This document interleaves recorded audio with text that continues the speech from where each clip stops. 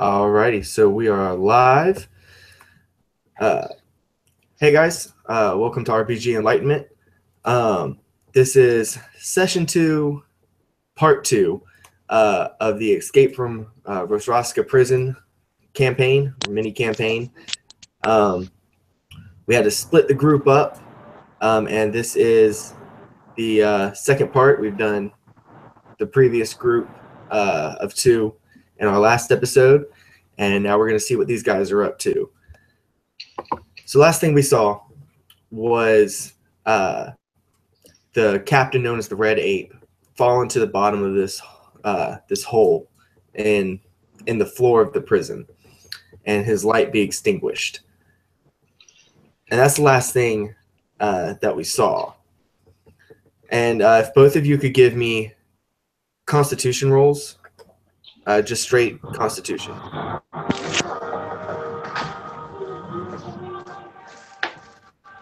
Whoa, 20 right out of the chute. And then I add, I got a +2 under my Constitution. I add that, or do I add my proficiency? Yep, add your Constitution modifier. Only if you're proficient in it. Not a saving throw, just a straight check. Just basically, just roll a d20, add your con mod. What's your con modifier then? Yeah. Okay. The con modifier, Jimmy? Yep. Yep, 22, sir. Yeah. I really need that during combat. Yeah. 12 for me. Alrighty. So Clive, Mr. Smith, you're the first one to awaken. And you're laying on the floor of this cold room. It's a large room, just from what you can tell as your eyes begin to open. The last thing you remember is this battle taking place with this large ape-like creature that was engulfed in flames. And you remember, as you kind of focus on that memory, that was one of the captains of the prison that you and your comrades have fought against and seemingly defeated. And then nothing. It just fades into a hazy darkness. Nothing quite makes sense because you know that this is not where you were. You don't know how you got here. And as you stand up and you begin to look around, this entire room is a octagon-shaped room lined in mirrors. Each wall being an entire mirror in itself. And it's a pretty large room with high ceilings. And as you're looking around, you see Arannis laying on the ground, still unconscious. What would you like to do? Clive stands up. He's looking around and not seeing any immediate threat. He sees Arannis on the ground, apparently unconscious. I rush over to him. I'm in my normal visage with still wearing the guard uniform and a chain shirt. I assume I still have a weapon? You do, yeah. Okay. So I kneel down and I kind of grab his face, kind of hold his head and kind of see if he's breathing or if we have any life here, if he's actually dead. What do I notice? Yes, as you as you start touching him, you can definitely tell that he's still alive, seemingly just unconscious. But there's ever like the slightest movement of his eyes as you begin to really kind of move him. Arannis, this is when you awaken, and you open your eyes to see Clive looking down at you. I'd like look side to side. Let's see who else is around me. We'll see where I'm at. Yeah, as you do, you notice the room that you're in, the mirrors on the walls, and you immediately notice that the other two members of your group are not with you. I would have like a sense of like anxiety. The whole reason I came here was to get my master out of prison, and now he's not here, and it's my job. Like the whole thing was to come and get in here on purpose to get him out. Like I failed.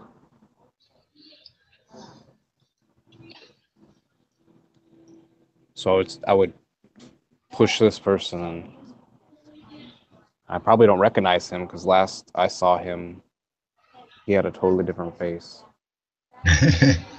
So I'd probably like get up, and as I get up, like push him out of my way, and then start looking around.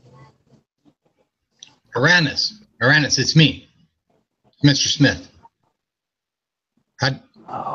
Where's my lord? Where are we? I'm just coming to. You see, my head. What did you see? I saw nothing.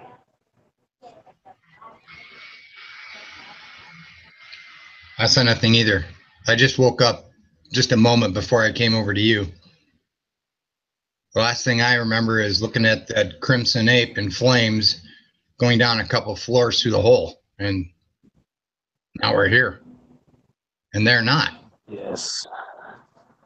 I need my lord. This is the whole reason I came here. Can you hear him? Can you feel him? I am. And you would not. Any kind of feeling or telepathy to the seemingly outside world seems to have been cut off. And we're just surrounded by mirrors that are taller than us, that are floor to ceiling. Yep, it's about the ceiling is about 30 feet up. The ceiling itself, from what you can see, is stone, and the floor is stone. And there's these floor to ceiling mirrors, and kind of forming this large room, an octagon shape.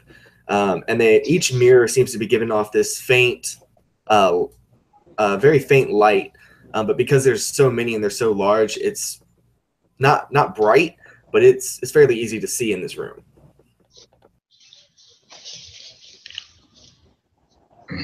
Is the light source coming from the ceiling?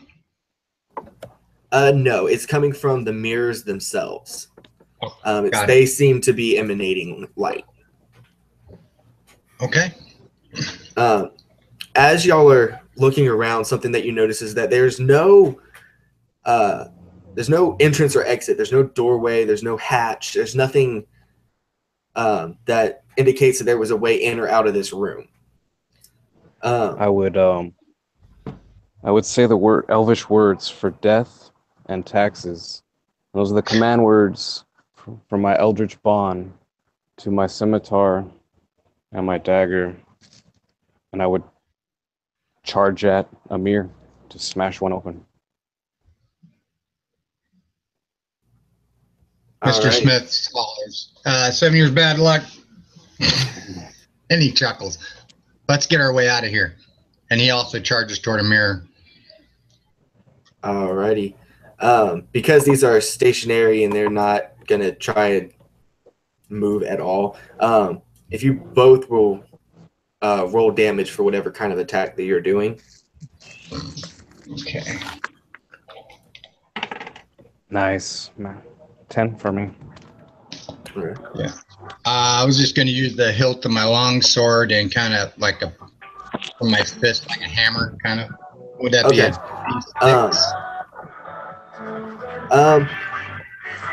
I guess use a D4. It's just like you're talking about, like the pummel, right? Just like boom. Yeah. Yeah, give me a Okay. D4 roll for that. There's a 3. And let's see what. I don't know if I can add anything to that. Strength Yeah, your or strength mod. Yep. 0. So just 3. All right. Arannis and Clive. So as you run, are y'all running at the same mirror or are y'all running at separate mirrors? Probably one next to his. I'm following Okay. him, but on the side. Yeah. Alrighty. So as y'all run up, your reflections are mimicking you.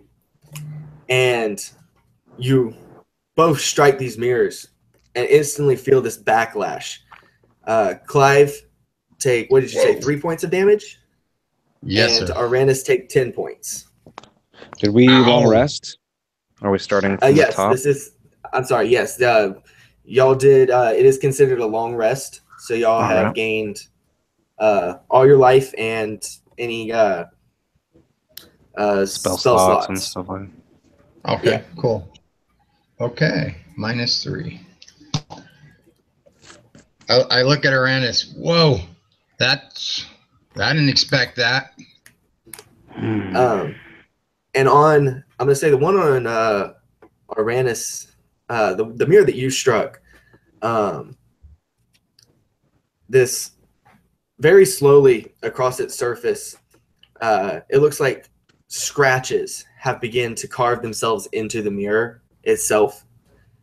They're very jagged lines and not clean at all. And you could begin to make out words written in common. Says, "Look deep beyond your clouded mind. What lay beneath you're sure to find. Fight not the beast with a twisted grin, but overcome the beast that lives within."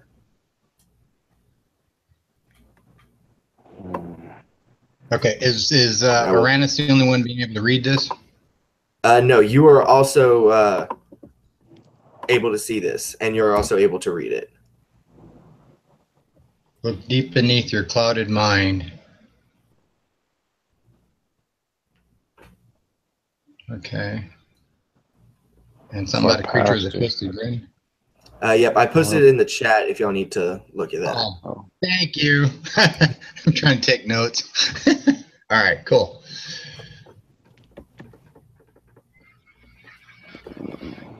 Is it in the Google chat? The Hangouts chat? Yeah, it's in the. I'm sorry, it's in the group chat. Do you need me to post it in the Facebook group or something?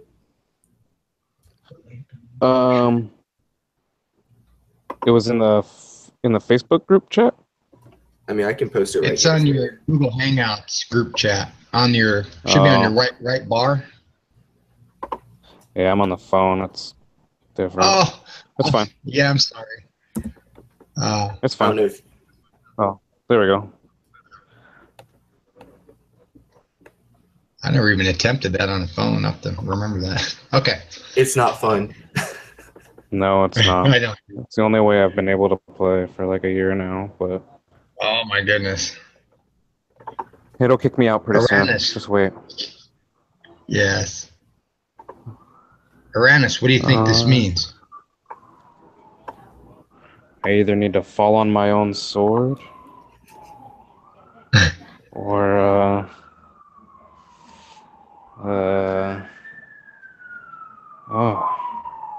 don't know. I'm still so disoriented from all of this.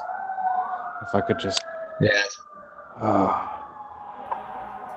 I could just connect, it'd be. As you're kind of starting to think, out of the corner of your eye, you see like ever the so slightest of movement coming from your right. And as you just kind of glance over, you look into one of these mirrors that's on the far wall. And of course you see your reflection. But there is very noticeable differences in this reflection. I got a passive perception of 20. Was it pretty obvious or? Yeah, it's opposite wall, kind of like, or to the right or left, we see something in the mirror. Yeah, just yeah, it's just this movement, and it's enough to catch both of you. You're both able to see it quite easily. Can I throw my dagger at it? If you would like, you can. Yeah, I would like to. All right. Go ahead and give me an attack roll. Last time, Arannis. Oh, natural 20, baby. 28. Ooh. Wow, that's pretty crazy. All righty. Wow, nice. So that's crazy. So you throw your dagger, just I guess out of reflex, just whoo, at this mirror on the far side. And roll me damage. Do you want me to double, or you want me to double it, or do 2 dice? No, roll damage, add your modifier, and then double it. Okay. 7, 14. Dang. All right. Dang, that was good. All right. So 1 off from max damage. So the craziest thing is happening as you throw your dagger. I kind of imagine that it's like yours was out of reflex. You just grabbed it and threw it. So Clive, you actually are witnessing everything as a from an objective point of view. You're not actually doing something, you're observing. And you see as this dagger is flying at the mirror that this reflection of Arannis is stepping out of the mirror. It is it looks like Arannis, face wise, as well as weapon, and he steps out of the mirror just enough as this dagger flies and hits him like square in the chest. The only thing is that he kind of has this like dark armor looking get up on, but this dagger still finds home, and and goes right in between the plating of the armor and sticks in. It doesn't seem to fully phase him though, as he completely steps out of the mirror. And you would notice that standing right behind him, still in the mirror, is your reflection, Clive. The only difference in your reflection being that it's wearing a dark hood or dark cloak with a hood drawn, but you can very obviously tell that it's you.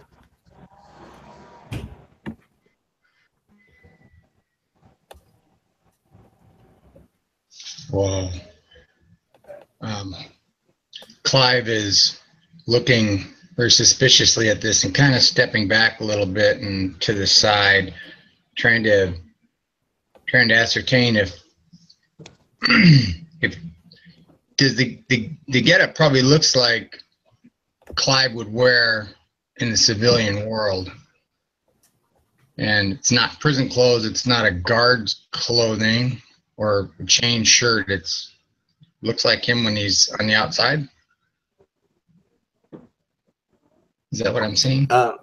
If this would be what you would wear on the outside, then yes. Yes, if it looks a lot like my avatar, that would. Yeah, very much so. Yeah. That's so. Clive is thinking, "Wow, that's very odd."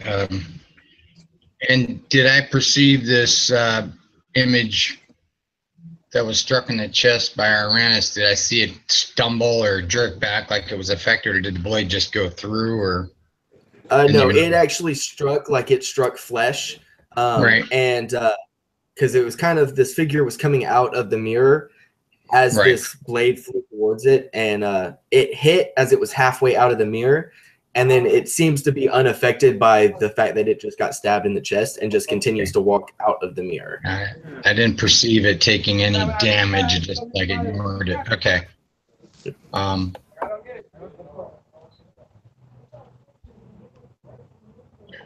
Arannis, I think we best fight the one that looks like ourselves, since we're familiar with that. I have a funny feeling that these creatures are here to test us, and maybe we can go through that mirror. I'm kind of whispering this in his ear, kind of next to him. I think maybe we can go through that mirror that they came out of if we can defeat them.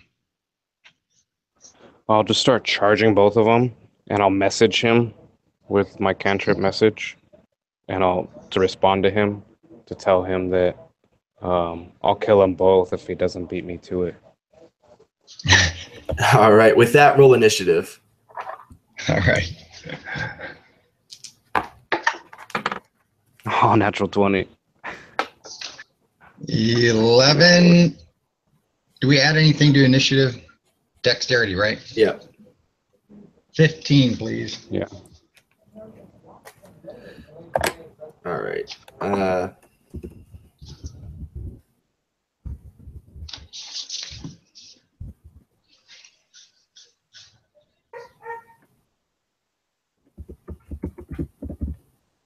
This law of averages is going to come back and hit me in a minute.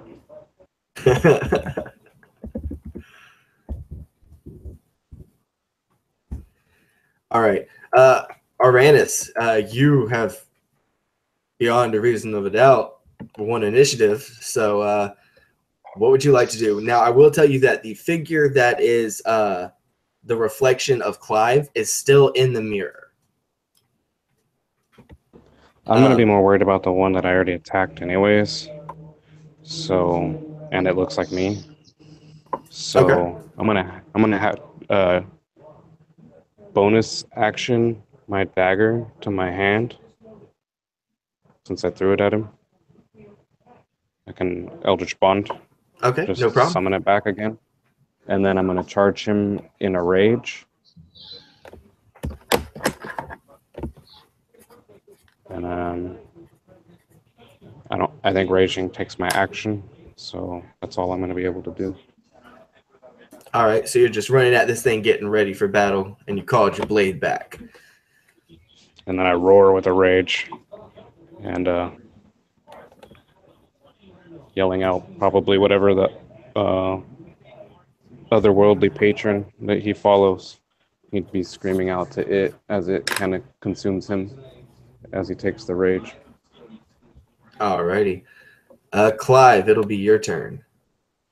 Clive quickly steps around and toward the mirror where his image is coming out of, while he's sheathing his longsword and pulling out his daggers. And kind of going to be up against the mirror and waiting unless I can do a stab as I'm up against the mirror, kind of stab it as it's coming out. It doesn't look like it's trying to come out. It just is like standing there staring at you. Interesting. Okay, I'll continue with that. I'll just cozy up to the mirror there, kind of like on my back up against the mirror, expecting it to come out, not knowing it's just standing there, not coming out, and kind of keeping an eye on what Arannis is doing. Alrighty. Arannis, as you're charging towards this alternate you, and you're calling out the name of your god, you could hear the this reflection start to laugh. And it's one of those hysterical laughs, like something's funny, but it shouldn't be that funny. And your God is not here. And he brings up his hand, and he goes like forward, takes just a couple of steps to kind of meet you as you're running at him, and he's going to try and grab you around the throat. So you can give me a athletics or acrobatics check to contest this grapple. Preferably acrobatics then. Oh, 12 altogether.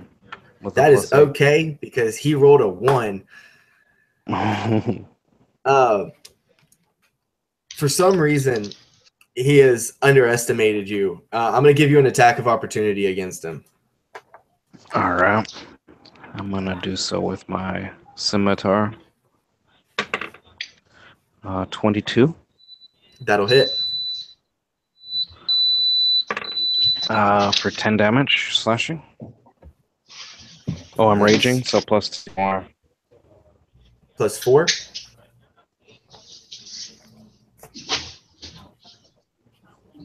Alrighty.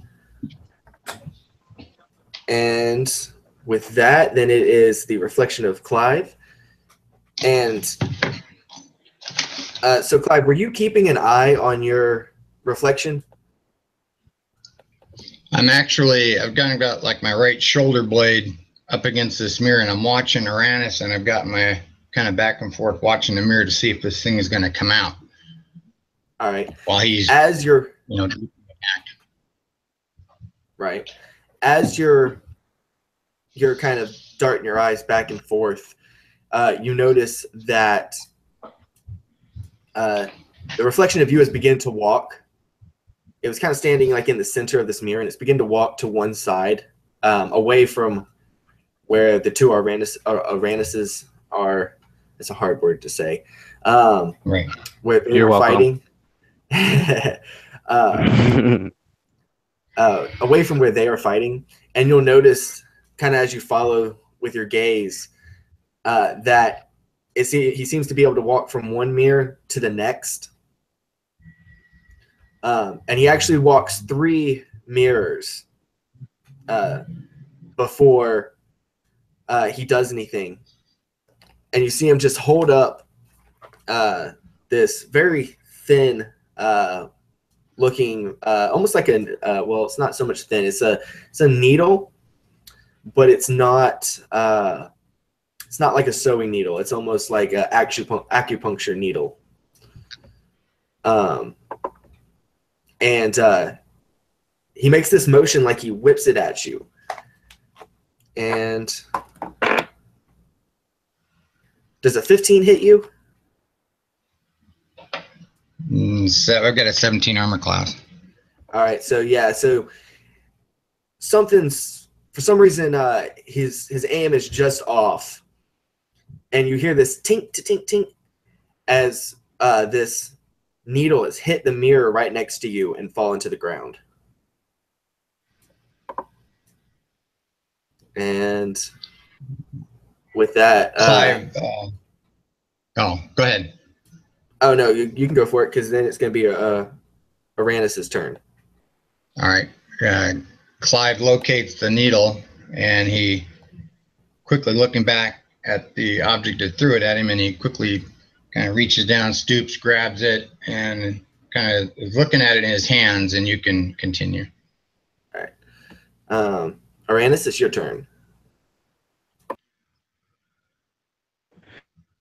I would assume that I'm still within. Now, since he tried to grapple me, we're basically locked in melee now, right? Yep. So I'm just gonna try and swing at him with a whole bunch of hate, and the first of my few strikes is gonna be with my scimitar, and that's a modified 20. Yep, that'll hit. And that's for 8 damage altogether.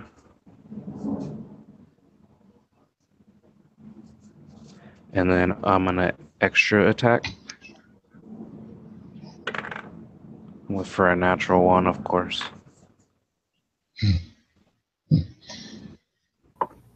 Alrighty. Do you have a chart? You have a chart you want me to roll on for a 1?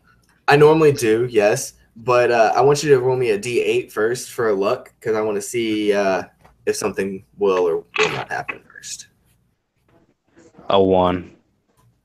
Oh, 1. Okay, yeah, give me that. It's a D10 roll for my chart. D10. Alrighty. Yep. That's a 5. It's a 5. Okay, so as you're going to, you hit him the first time, and then as you come back for that second attack, he just like reaches into the wound that you just like inflicted on him and just throws his hand out covered in blood, and blood goes into your eyes, causing you to miss the attack. And you're going to be blinded until the end of your next turn. So I have disadvantage on my attacks. Yep. But I'm in a rage. I'm in a rage already. So I'm going to action surge because I'm already in a rage and now I'm blind. Okay. Something that he would do. So that's what I'm going to do. Right on. So I'm going to have 2 more attacks. First one is a 14. Disadvantage, right? From being blinded. Yeah, disadvantage. Okay, so it's still a 14 because the second roll was higher. Okay. Unfortunately, that one will miss. All right, so I'm going to have at my second attack. Swinging blindly. That's a 15 or lower is... Nope, 15. That one will also miss. All right. And he has a bonus action, so I'm an offhand swing with my dagger at disadvantage. And 17. That 17 will hit, though. All right. And that's a d4. 8 damage. Alrighty. So, tell me how in this blind rage that you somehow end up killing this guy.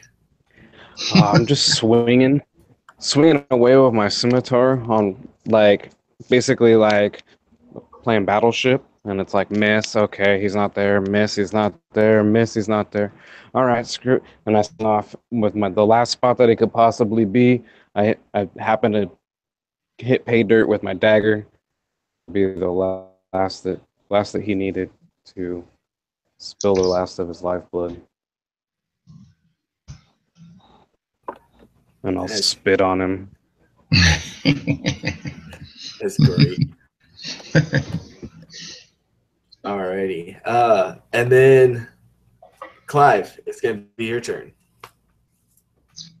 Clive is paying very close attention to his figure in the mirror and the kill that just happened. And he, standing in the same spot that he reaches over to the mirror that he first saw these images coming out of, and he's feeling it to feel if it's solid.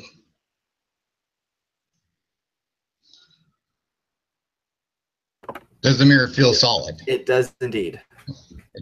It does. Yeah, okay. It does feel solid. Keeping his eye on his image, his doppelganger image is still there in the mirror watching? Yes, it is.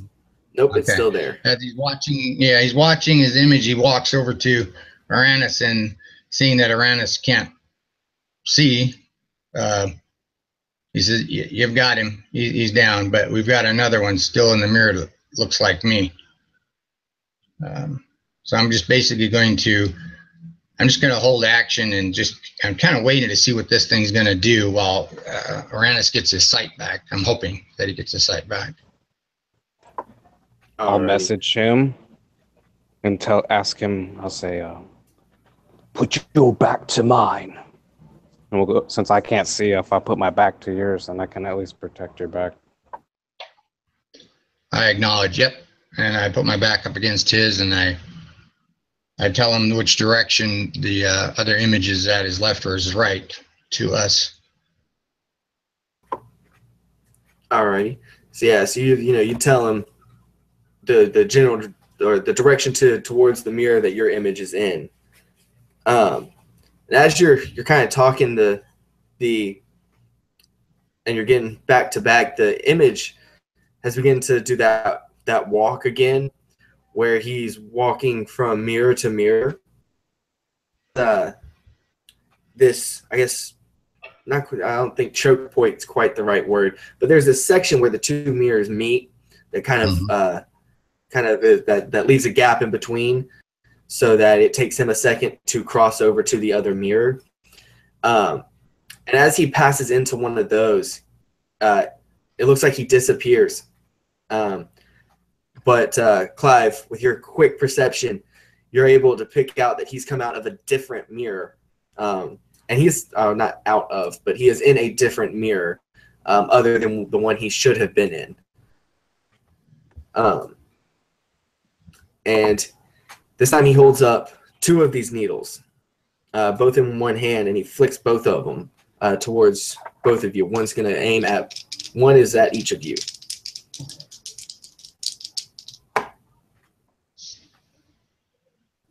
Alrighty. Clive, yours will hit Arannis. You somehow dodge out of the way. I'm going to guess that in a rage you just like headbutt the needle out of the way or something. I don't know. Knowing your character, there's no telling how he blocked that. But so Clive, this needle comes rushing at you. And it's going to be 5 piercing damage as this thing just sticks into your arm. It's nothing real bad. Like, it doesn't hurt a lot. But make sure I got it right. Okay. But then you realize that your arm is starting to go numb. Kind of spreading out from where this needle has punctured. All right. I'm kind of forgetting I have different skills here. That's fine. Is it my right arm, my left arm? Did you? It's going to be your right arm. Okay. So my right arm is going numb from the needle's in the forearm or the shoulder, and is the numbing action going down or is it going up? It's punctured kind of in the bicep. Okay. And it's spreading out from the actual point where the needle hit. Okay. It's just that kind of like a sleep feeling. Right. So I pulled the needle out of my arm, and do I notice anything weird about these? Because I was looking at the first one that I picked up off the floor. Is there anything unusual about them? They just look like an acupuncture needle. Yep. They just look like a regular acupuncture needle. Okay. All right. I'm going to take the needle that he missed me with the first time, and if I'm able, I'm going to fling it at him. Okay. It's going to be Arannis' turn, and then you can do that. All right. So Arannis, it's your turn. How far away is he? This thing's inside the mirror still? Is it still inside the mirror? Yes. Oh man, and I'm still blinded, correct? Yep. As long as you're not doing like anything too crazy, you're pretty much just getting the stuff out of your eyes. And if you wanted to use like a bonus action, you could. I'll use my entire turn to be not blinded. I'm fine with that. Okay. So then Clive, yep. If you want to fling that needle at him, right. Just give me a attack roll.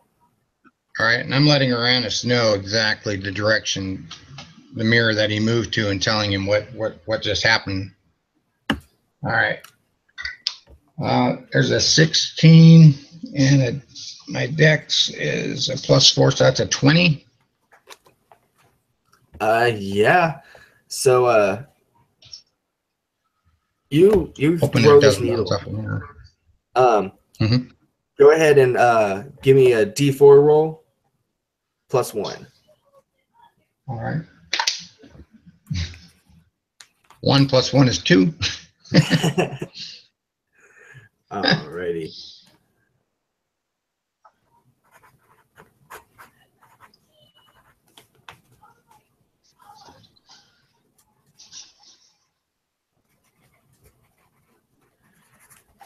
All right. And so you swing this thing, or throw this thing back at him, and ironically enough, you hit him in roughly the same area that he hit you, right in the bicep of his right arm. And he kind of looks down at it and just kind of pulls it out, gives it a look, and then looks at you and just has this like smile, like, oh, this is going to be fun. And as he does, he lets that needle drop to the ground, and it looks like he starts running at the mirror, or towards y'all, what would be considered his version of running at a mirror. And there's this this black blur that happens. If you both could give me perception checks.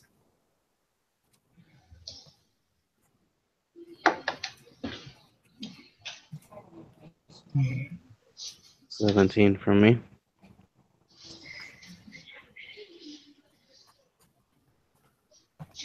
$13. Although I guess for Clive, I really shouldn't be asking for perception checks, seeing as how he has a 20 for passive.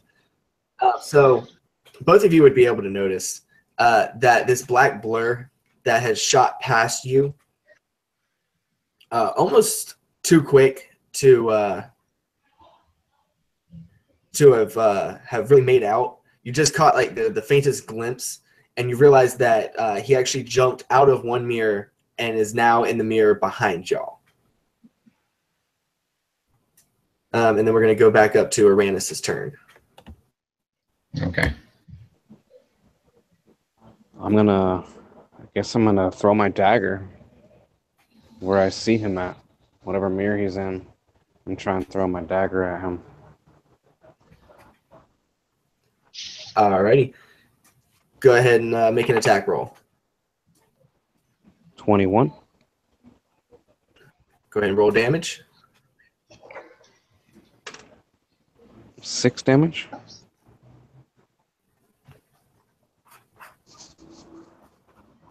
Alrighty.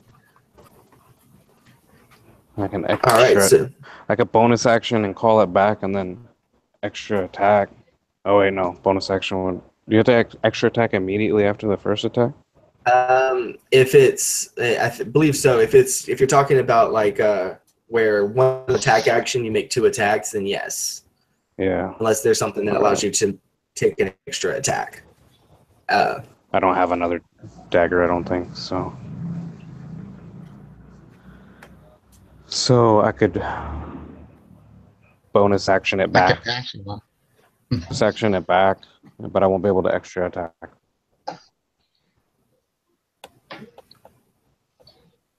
If that's what you want to do. Yeah, but I won't bother moving. I'll try to just stay in the center. Okay. With my back towards my companion. All right. So something that happens that's kind of crazy is that as you throw this dagger, it passes through this mirror, almost like there was nothing there, and stabs him in the leg. And then, you do whatever you do to call it back, and it vanishes from wedged into his leg and appears back into your hand. Clive, it is now your turn. Clive, seeing this, mentions to Arannis,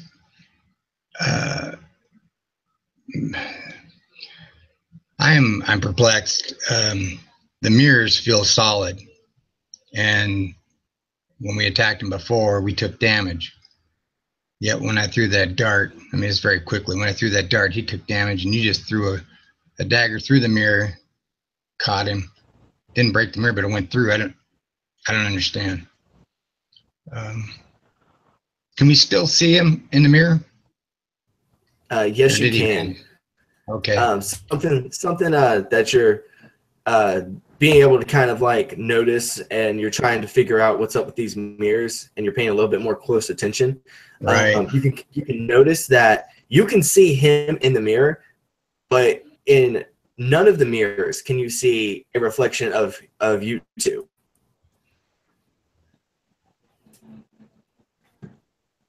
And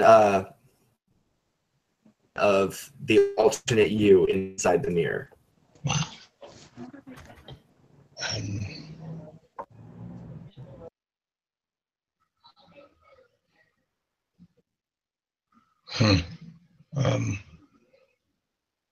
I'm going to go ahead and throw my daggers. All right, give me attack rolls. Okay. 19 plus, yeah, I don't know, I can't remember this. Plus 4, that's 23. That one will hit. And an 18 plus 4, so. Yep, both of those will hit. All right. And dagger damage is, gotta help me out here. Sorry. Dagger's 1d4. 1d4. Plus your dex, I believe, dex or strength. Yeah, dex. Okay. So first one is what is that? 4 plus 4, 8. And I got to get different dice. And a 6 total. So 8, 12? All right. 14, sorry. 14 damage. Yep, all righty. So yeah, so you throw your daggers at him into this mirror, and just like Arannis, when he threw his dagger, both these daggers passed through the mirror as if there was nothing there, and just 2 in the chest. And you can tell that it looks like he kind of like stumbled backwards a little bit. But because of the way you're looking at him, it doesn't seem like he really moved anywhere. Almost like he stumbled stationary. But he looks down and grabs the 2 out of his chest and pulls them out. And then there's this like quick spurter of blood. And he quickly just tosses them up, catches them in one hand, and throws them back at both of you. Oh, cute. And he's going to miss both of those. Okay. Do they go clattering? I'm going to say, yeah, it's like he threw them short, so they just kind of land like right in front of you and just kind of just clatter across the floor. Okay.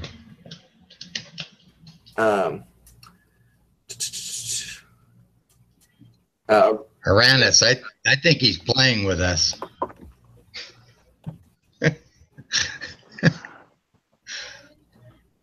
And Arannis, I don't have time for games. Continue. I don't have time for games. Let's end this. And I'll throw my dagger at him again. Natural 28. Yeah, I'm going to say that hits. Sweet. And that's, you want me to dice plus modifier times 2 would be 14. All right. So how do you kill this alternate Clive? I'm tired of his games. I'm in a rage. I throw it with everything I have in it, Tom Brady status, and I chuck it into him. And I guess I overestimated. The last guy underestimated the throw, so I overestimated it, and it just like impales him, knocking him over like thud.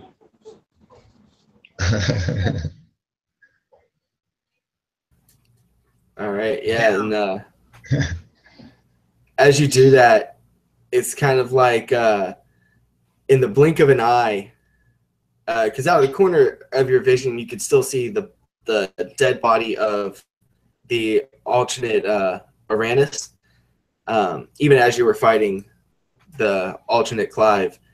And almost in the blink of an eye, both of them are gone, just disappeared. There's no sign that they were ever there. And the mirror that they both originated in, it's cracked. Web shatter cracked. It's not falling apart. It's just the mirror itself is spider webbed. Was I able to bonus action and get my dagger back? Yes. And then now they're cracked? Just the one mirror that they originated in. Clive says, this is illusionary magic. We're fighting ghosts. We're fighting something that's not even there. Oh, well, they're not here anymore. I'm confused.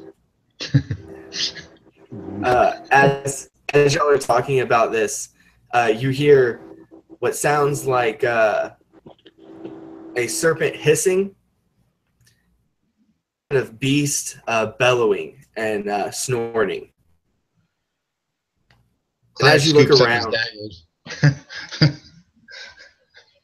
daggers. Yeah, scoop up my daggers.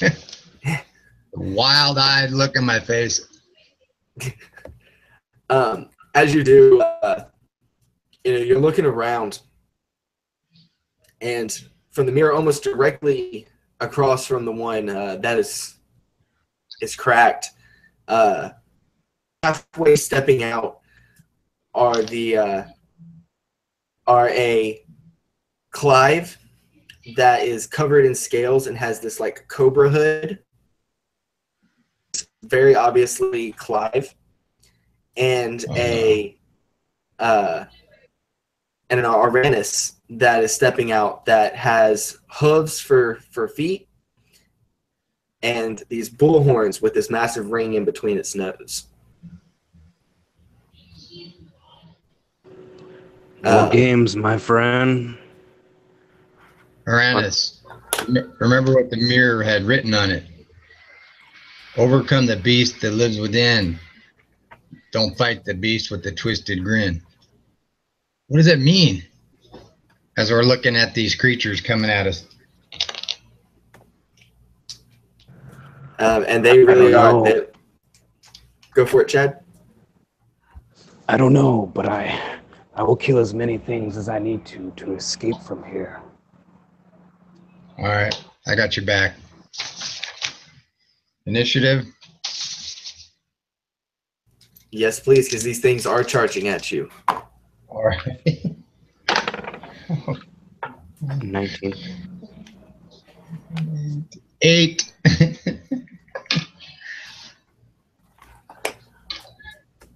Arannis, you said 18? 8, please. 5, 6, 7, 8. 19 for me.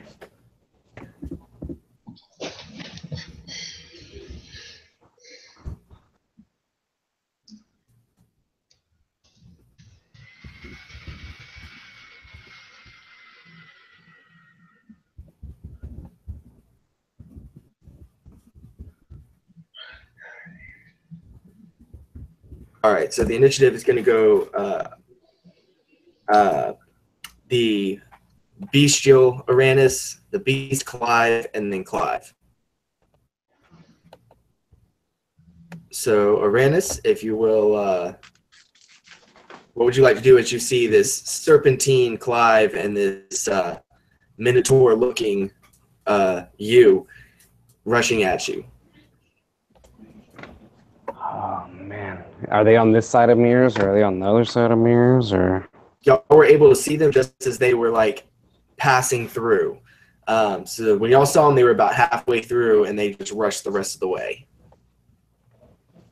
How far away is the bull from me? At this point, probably about 10 feet. I'm going to close the distance and slash at his lower region, hopefully. My character would be trying to trip him, but he's not a battle master or anything, but he would be trying to do so. So, scimitar blast slash. That's only a 10, so that's probably a no. But I could extra attack. And that's 21. That one will hit. And that's 10 altogether.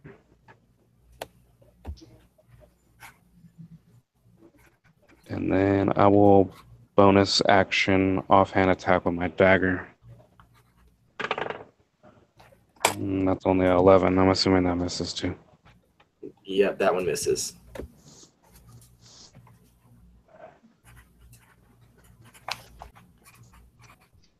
And I will grin at them. Yes, you kind of notice, that these things don't seem to be responding in any kind of intellectual manner. You know, as you land a blow on this bestial form of yourself, it just lets out this bellow and this very bovine kind of roar. So there seems to be no intelligence in them at all, especially since they don't seem to be carrying any kind of weapons aside from, you know, horns and fangs. And this thing will immediately retaliate as it tries to gore you with its horns. And it will miss with a 14. And then it's going to try and kick at you with a hoof. And that one will also miss with a 9. Ouch. Next is going to be the beast version of Clive. And coming at you. And its hood is spread open. And its mouth begins to open wide. Wider than any kind of humanoid's mouth should open. And these large fangs are on the roof of its mouth. And its tongue is whipping at the air. And you hear it take a breath in and then just... And as it does, this there's a spray of acid. Saving throw. Saving throw. Okay. Might be able to help myself here.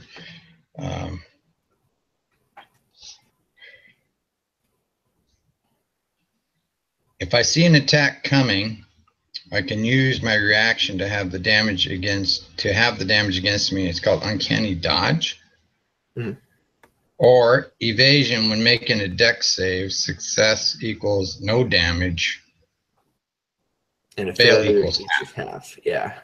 So evade. Okay. 3. Yeah.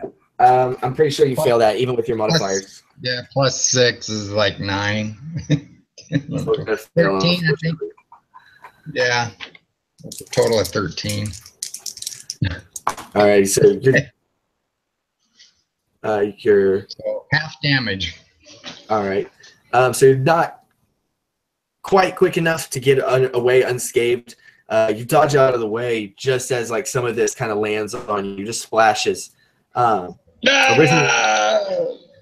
Originally you would be taking 10 points, so you're going to take 5 points of poison damage. I'm sorry, acid damage is what it is. Got it. And with that, Clive, it's going to be your turn. As Clive was dodging and getting sprayed, he pulls his daggers and he kind of dances, spins around, and what was the distance when he sprayed me? How far was he? Probably about 7 feet. It's in between 5 and 10 feet. Okay, so he's going to kind of spin around and come around the creature's right side and try to land one dagger blow. Let's see if I can hit him with a stabbing action. 18 plus 4, 22. Nice. Yep, that'll hit. And then I get another bonus hit since I got that one. It's called a sneak attack. So I landed one hit. I get an advantage. Is that right? Am I reading it wrong? A sneak attack is if you attack when you have advantage. Okay, so I just get the one attack. Yeah. Well, what sneak attack does is if you had advantage on an attack, or if one of your allies is within 5 feet of, I don't know if it's you or the thing you're attacking, then you get sneak attack damage added to whatever damage you would have done. Adjacent to your target. Okay. Okay. So just the one attack. So if I'm in melee. Anything I'm in melee with, you would get sneak attack damage against. Yeah. I see. Okay. It's not an extra attack. It's extra damage. Yeah. And at your level, if you went full rogue, that's a lot of extra damage. I don't even have to roll for it, is what you're saying. Yeah, you don't It have just to. added on to your Got it. damage. Oh, okay. Did you So I go just rogue get all the the one way? hit. 10 levels? Yes, I did. Yeah. So that's what, I apologize. No, you're good. So I just Nobody get the one can remember attack. everything. Yeah. Right. So yeah, I'm you're I'm just gonna gonna look do up that. dagger damage. Just the one. Okay. All right. And it's a Look, at 10th D4. level, you would get 5d6 on top of your damage if you can pull off sneak attack. So Oh, okay. I'll try to remember that. So we got a 3 plus my dex, so that's 7 damage. Is that correct? It's a D4 plus my dex. Okay, so 7. In the back. As I'm coming around the side of him. Right on. I'm down to his rear and right. Okay. Alrighty, and then Arannis, it's gonna be your turn. all right.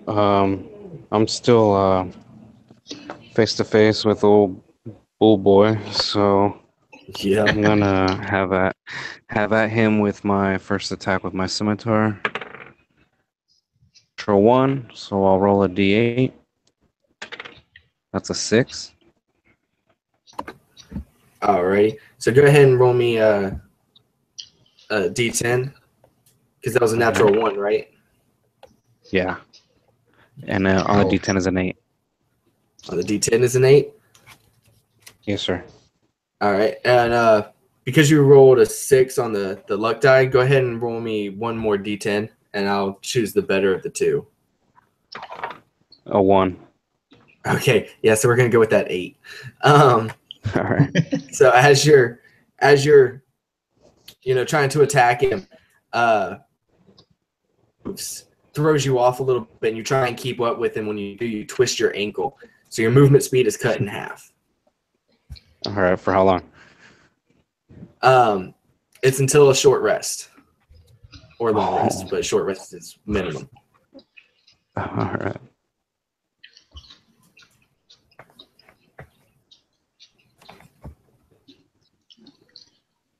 All right. I'm gonna extra attack. Okay. Is 25 That'll hit. for 7 damage. And then I will bonus action offhand with my dagger. Okay. For 24. That'll hit. Oh, Nice. don't fall dice. And for 6 more damage. Oh no, I'm sorry, 8 more damage.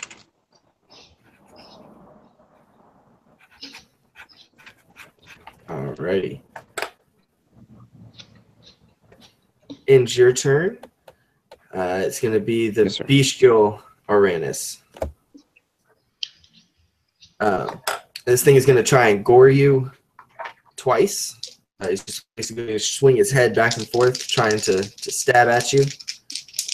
All right. Only one of them will hit, though. I'm going to use my reaction to do defensive duelist and add +4, my proficiency bonus, to my AC to see if that will help me.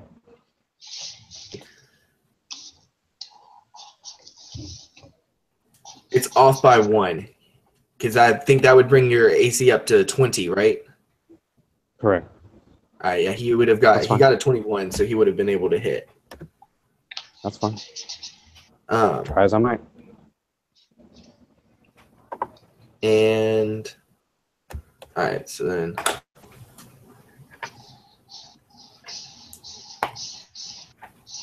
all right, so that's going to be 8 points of damage to you. Is that already halved, or do you want me to do the halving? Yep, nope, that's not halved. All right, so -4. And that is it for that. So then it is going to be 5. And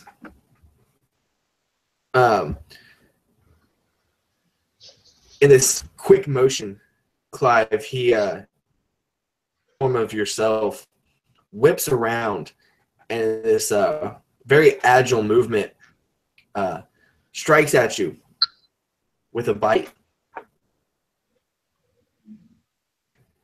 And that's going to hit with a 22.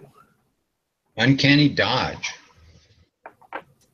All right, and that means you're going to take half, right? Absolutely. Alrighty. It's going to round down, I believe, whenever damage is not an odd number. So that's going to be 3. So you're going to take 3 points of piercing damage.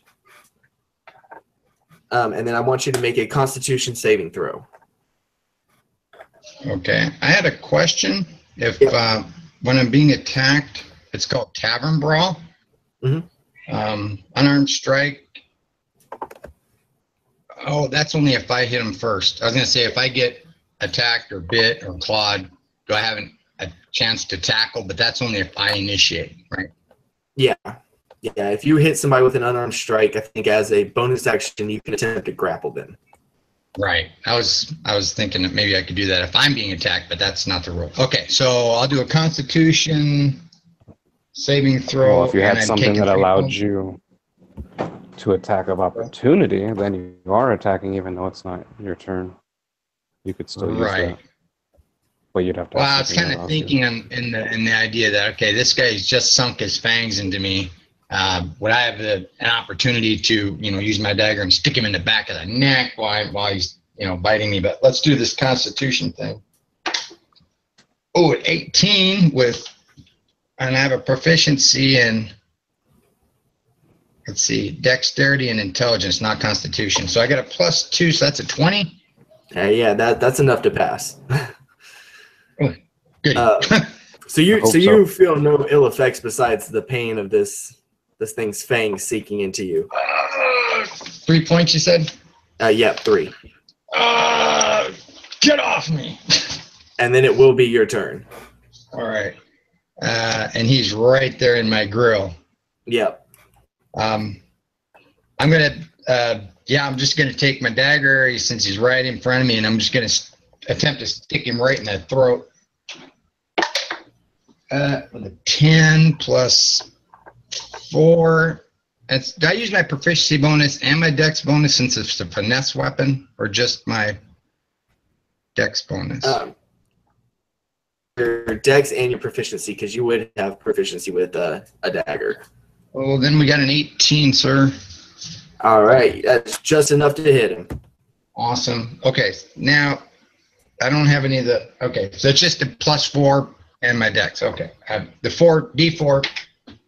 So there's a 4 and 4, 8 damage. I know you mentioned those 5d6s, but that's only on a sneak attack, right? Yeah. Yep. I'll get it. Yeah, sneak attack is devastating. Yes. Alrighty. Gonna stick the knife in and pull it out, and blood jets out. And I step back. Alrighty. And then, let's see, then Arannis, it is your turn. What would you like to do? I would like to kill this bestial form of myself, but to do so, I'm going to have to hit it. So let's try and do that. Good idea. 17? That's just enough to hit him. I'll take it. For 10 damage. Alrighty. Nice. Nice. Extra attack. For more than last time. 24. For 6 more damage. And then I'm out of action search, so I'll just bonus action offhand with my dagger. And for a lousy 10. Yep, fortunately not. And I'll just stare him down, waiting for him to rebuttal. Alrighty. So this thing, as you're hacking and slashing at him, it's not looking very happy. And he seems to be like working himself up. Then and stomping his feet, shaking his head.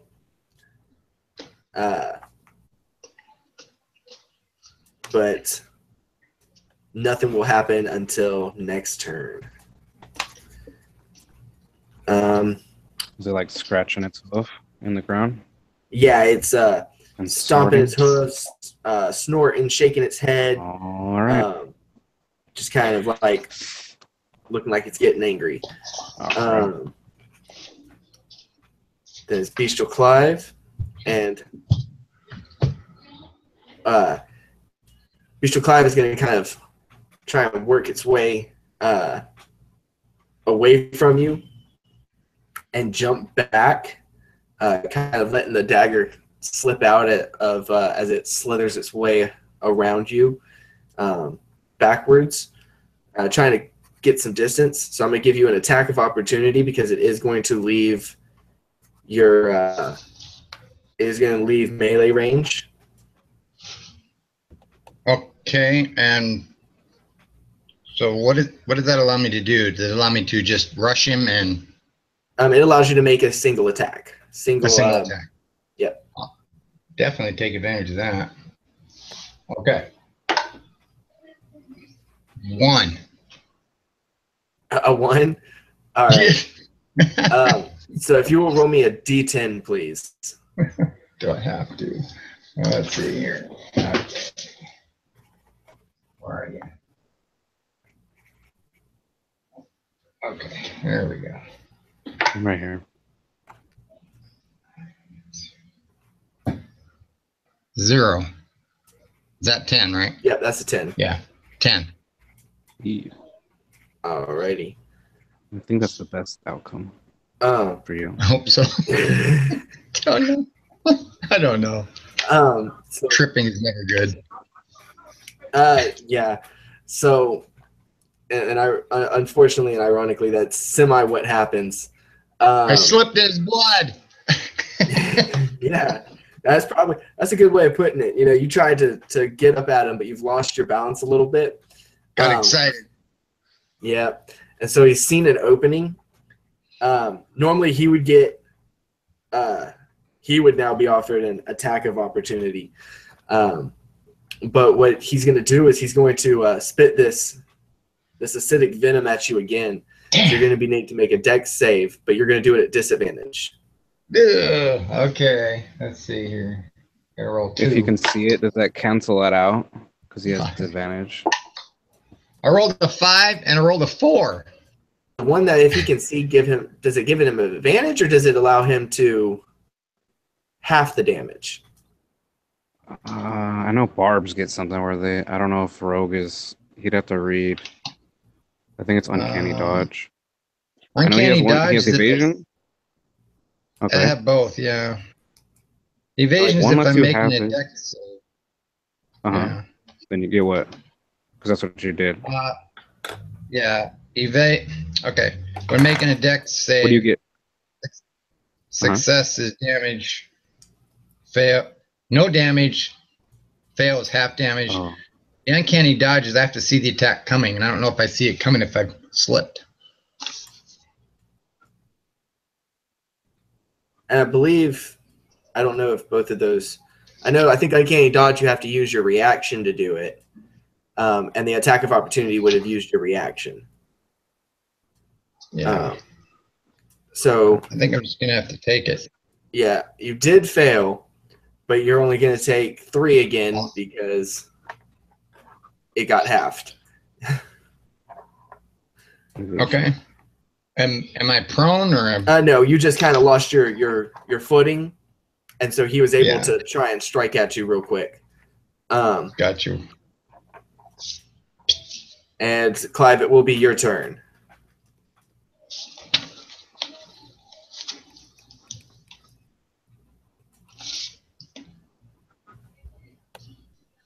All right. Am I still on my feet? Yeah. Yeah, you didn't hit the ground or anything. Okay. All right. I'm going to, again, kind of sidestep, twirl around him, and go for that soft spot background on his right side again. Seems like maybe he might be a little blind over there. And there's a 17. 25. That'll hit.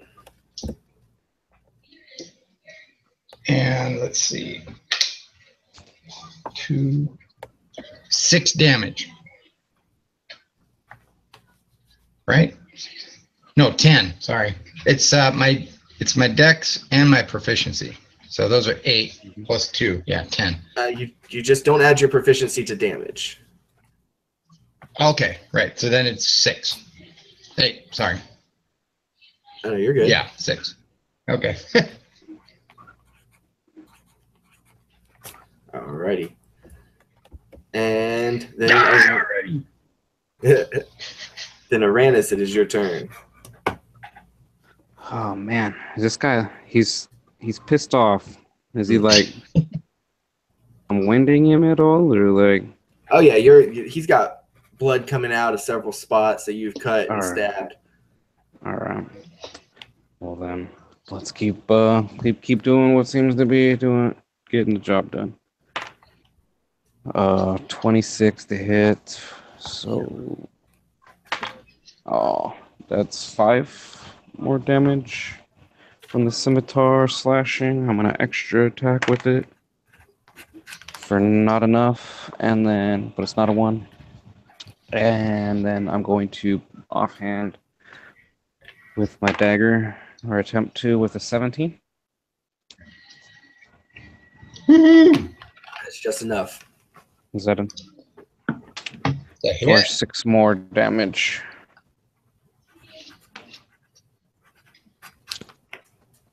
Alrighty. So yeah, so you're cutting at him, and it doesn't seem to be having as much effect as it originally did.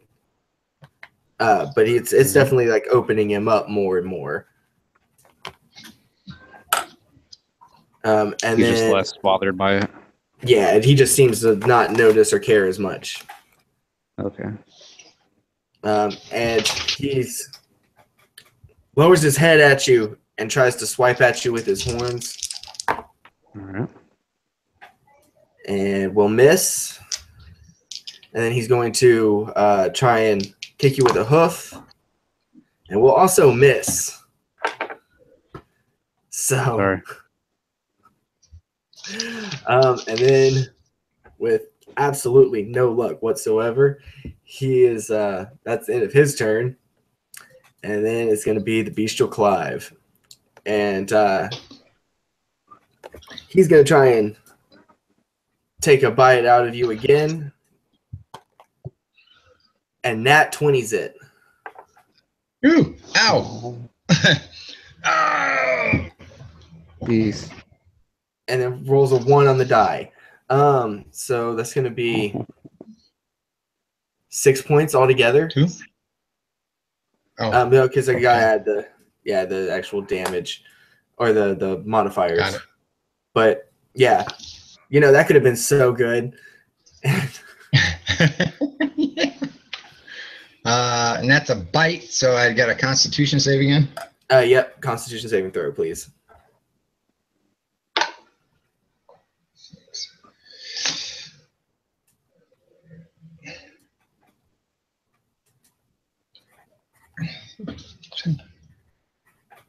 Eight. Yeah, 8. An 8? Unfortunately, that is not enough. Huh? No. Uncanny dodge gives me half damage. Oh, you want to use your reaction for that? So you would have taken 3 damage.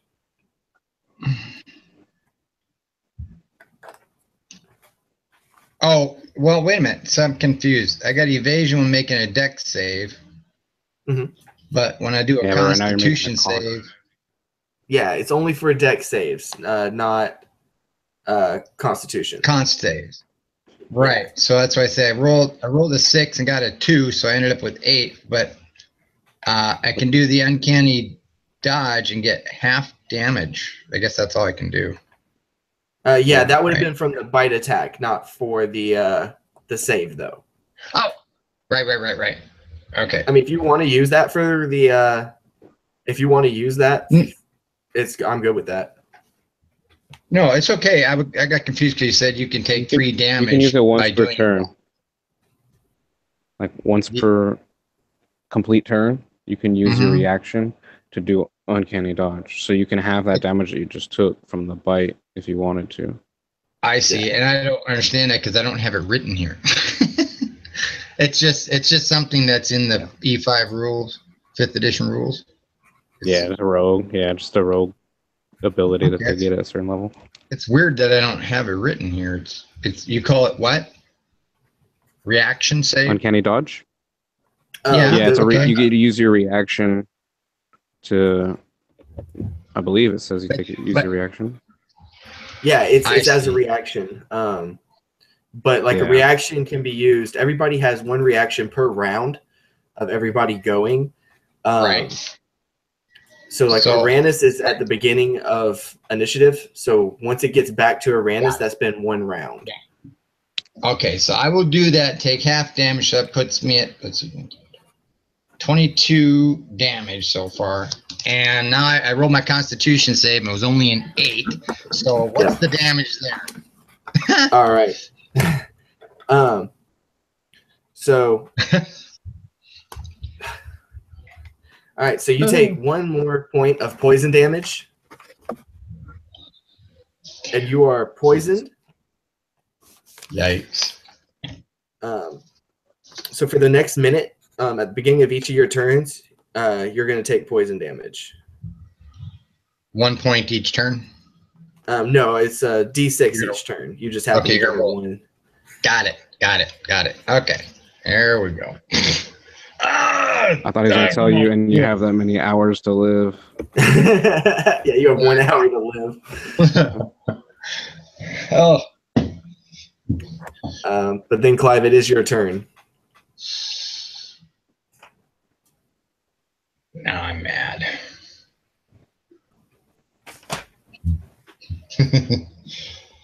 All right. Now you're mad. I am really mad now. I am just going to leap up and stab him right in the skull. Okay, and there's an 18, 19, 20, 26. Yep, that'll definitely hit. And this darn dagger. I gotta do some damage here, guys. Okay, there's a 3, 4, 5, 6, 7 damage, please. We're gonna wear him out. Feeling sick to my stomach. Alrighty, and with that, Arannis, it is your turn. This damn beast needs to die. I'm going to swing a scimitar at his fleshy bits for 26 for 6 damage. Extra attack and more fleshy bits. That's only 11, so that's a miss. So it's gonna have to be a little bit of dagger with a natty 1. What is it, a D10? Yep. Oh, yeah. Come on. Getting the whammies. A 4. 4? Yes, sir. All right. And what were you attacking with? My offhand dagger, but I'm dual wielders, so all that. Alrighty. So you go to like swipe at him, and as you do, he dodges. And you slam the dagger into one of the mirrors, and by some unknown way, because of your attunement with this weapon, not only do you kind of notice it instantly, you almost like feel it like in your soul, but you feel this like crack kind of just shoot through the blade of the dagger. So now whenever you do damage with this dagger, it does half the damage. Oh, piece of shit.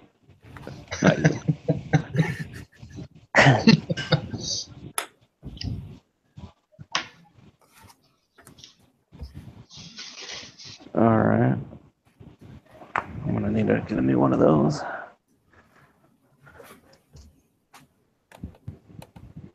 And that's all I got for you, Chief. That's it. Alrighty.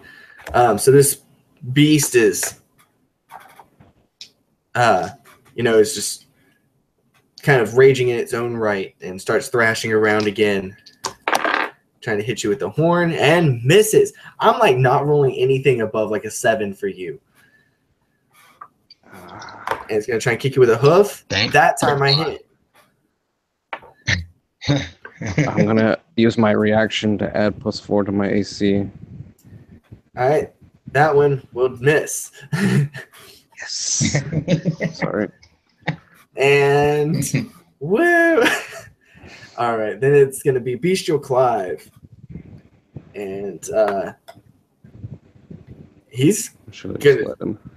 Yeah, he's gonna try and move with the way that you're stabbing into him, and kind of let your force push him down as he tries to take a bite at your leg. Okay. And that will just hit. Because you have 17, right? 17 for AC? Do you hear me? No. Hold on. You said correct. Can you hear me now? Okay, yeah, I can hear you. Okay, yeah, I have a 17. Okay, cool. Yeah, so that just hits you. And that's going to be... Uncanny dodge. Uncanny dodge. So it's going to be 2 points of damage. 2 points of piercing. And then I need you to make another con save. And I am going to go ahead and roll that. You take one. So yeah, I need one more con save. And I forgot to roll the poison for you from the first attack. Okay. And you take one more point of poison damage. I don't know what's up with me tonight. I don't know what's up with my dice. They're in our favor tonight. They are. Don't change the other group. Yeah, the other group I like almost killed, and y'all, it's like I can barely do anything to you. Okay. All right. I got to roll a con. Yep. 10 plus 2, 12. 12. Unfortunately, that's not enough. Now it goes up to 2d6 instead of 1. Do I take that now or in the next? Next round. You did put the two squishies together, though.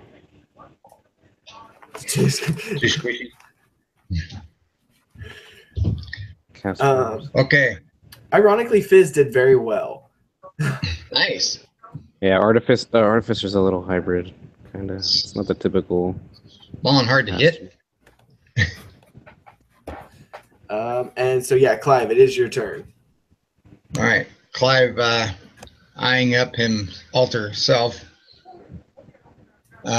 puts his dagger between his teeth and works his way quickly around the beast. And can I jump him? Can I just grab him? Yeah, that would be a grapple. So that would be your athletics. Okay. And then it's a contested roll, so just give me an athletics check. Okay. Is that acrobatic then? No, that's athletics. I don't see athletic. Oh, there it is. It's okay. Strength. Okay, yeah, that's not very good. Okay. 15. And no bonus. Well, I rolled a 14, so you succeed. Oh, good. Okay.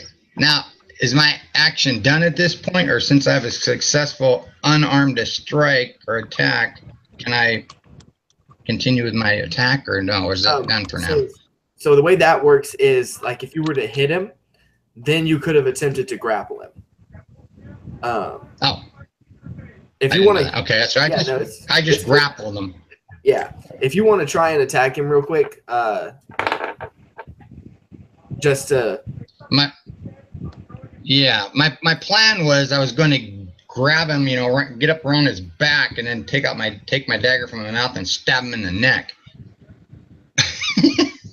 But I don't think that's fair then. Yeah, that's not the way it works. Yeah, and with an unarmed strike, it has to just basically be, you know, a headbutt, a kick, a fist. Which is the same amount of damage, right? Since we're tavern brawlers, it's the same amount of damage as a dagger, anyway. So yeah, I can just hit him in the head with my fist or something. Yeah. Yeah. Okay, so that's a D4 still. Yep. Yeah, you just gotta.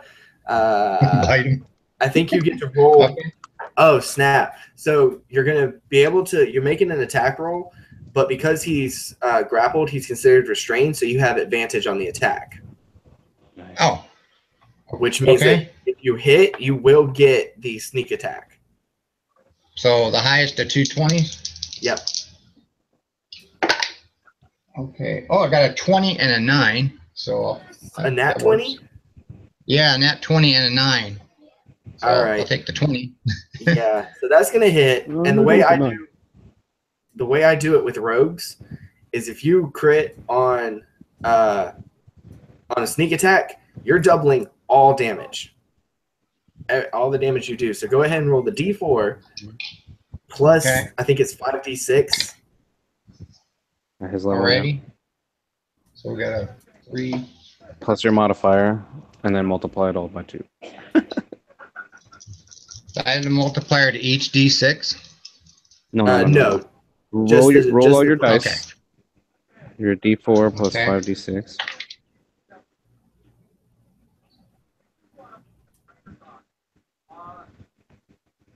$25, including the D4, and then add your modifier. Yeah, your dex modifier. Oh. So that's 29. And then double it. Multiply by 2. Oh, nice. That's 58. Jeez. All right, Clive. So tell me how this looks as you kill your bestial form.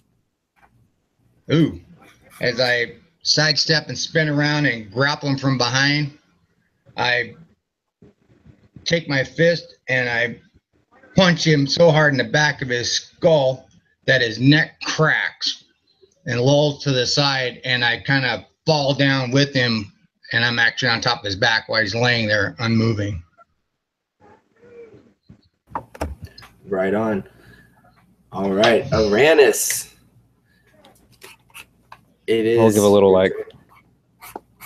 I'll cling my dagger and my scimitar together for Mr. Smith, and strike at this bull for. I give Arannis a nod. Not enough on the first strike. Extra attack on that 1. Where am I? D10. 6 on the D10. All right, 6. So I'm not quite sure how this is going to work, but I'll come up with something. All right, so you, I guess you go to attack him, and he just kind of like dodges, but his mouth is facing directly to the side of your head, and he just like hollers into your ear, just so loud that it's disorienting, and you are deafened for 1 minute. All right. I'm gonna bonus action, offhand attack with the. You know what? I'm just gonna dismiss my weapon as a free action and punch him, because it's gonna actually be more damage than using a dagger at this point. Right on. Nice. But that's only a 10, so. Alrighty. I guess I bank off of his armor or something. Yeah.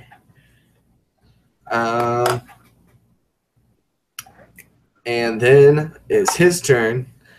He's going to try and kick you with one of his hooves. All right. And it's going to miss. Sorry. He's going to try and slash at you with a horn. No, and that's off by 1. All right, so he misses with both. All right. And then it's Clive's turn. Clive is on it. Clive, seeing his compatriots in danger, leaps off the dead body and goes for a sneak attack from behind. Yep. Do I roll with advantage for that? I'll give you advantage because you're coming at him from behind. So it's like flanking. Okay, I got it. 18, 19, 20, 22. So 22. That'll hit. And dagger damage. Is it like before? 1d4. I rolled 4 and 5 6s? Yep. Yeah, the only difference this time is no doubling. Okay. Because you didn't crit. Got it. Okay. 2.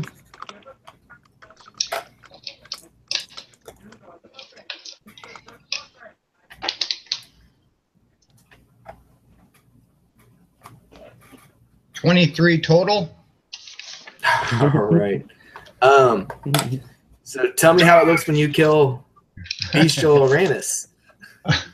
As I leap upon this makeshift bull Arannis, I take my dagger and I stab it in the back of his skull and give it a good twist. And he slumps to the ground as the other one did. I had that. Well, I look at Arannis and I go, sorry, we got to get out of here. Couldn't agree more. I guess we're tied. Okay. Yeah, and kind of like before, it's almost like within a second of killing both of them, once the final one hits the floor, and it's just a blink of an eye, and they're both gone. And you kind of scan in the room just instinctively, and that mirror that they came out of is spiderweb cracked. How many mirrors are there? There are 2 that are spiderweb broken. Yep. Okay. There is the one that has the writing still on it, that little saying. And then there are 5 others. Arannis, should we try to break one of these cracked mirrors? See if it leads somewhere? Let us try. So maybe we should run up against it. Go ahead. Yes. Yes, if you attack this one, then I'll go over there and do that one. Okay. And as you kind of go to strike the mirror, you hear in this very deep, commanding voice, "Stop, fiend!" And there, we're going to take a quick 5-minute break. Okay. All right. So, see you in a few. Yeah. Go smoke a cigarette, go to the bathroom, get something to eat, whatever y'all want to do. I'll see y'all in about 5 minutes, okay? Okay. All right. Thank you.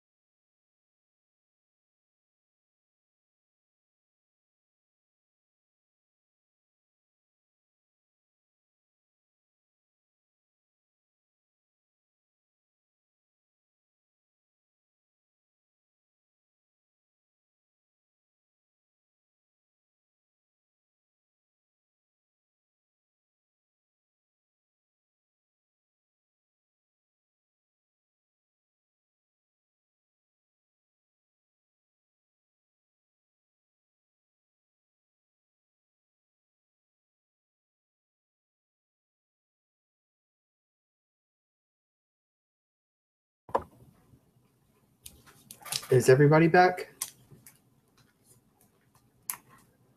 I'm here. I just got back. I never left. Never leave. Never left.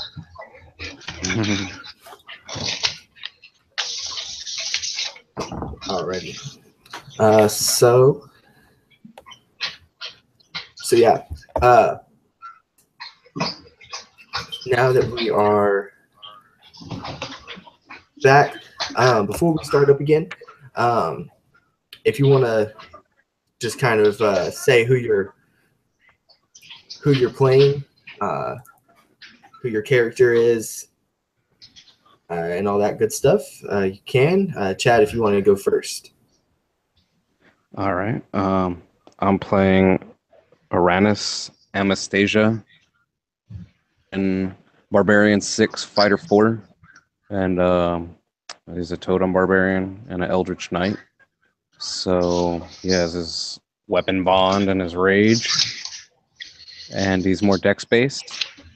So I don't get all the benefits of being a barbarian, but I get a lot of fun ones to help me mitigate damage and stuff. And he's basically a medieval fantasy serial killer, and he's not a very good person. And if he dies, I'm okay with that. And he's trying to escape from prison here. And came in. It was his plan, his ploy to get caught on purpose to come in and try to rescue his superior in his mind. And that's not going so well since he can't find him right now.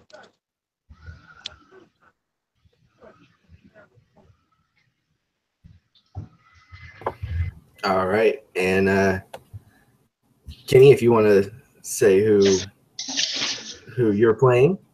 All right. I'm playing Clive Dante, otherwise known as professional name Mr. Smith.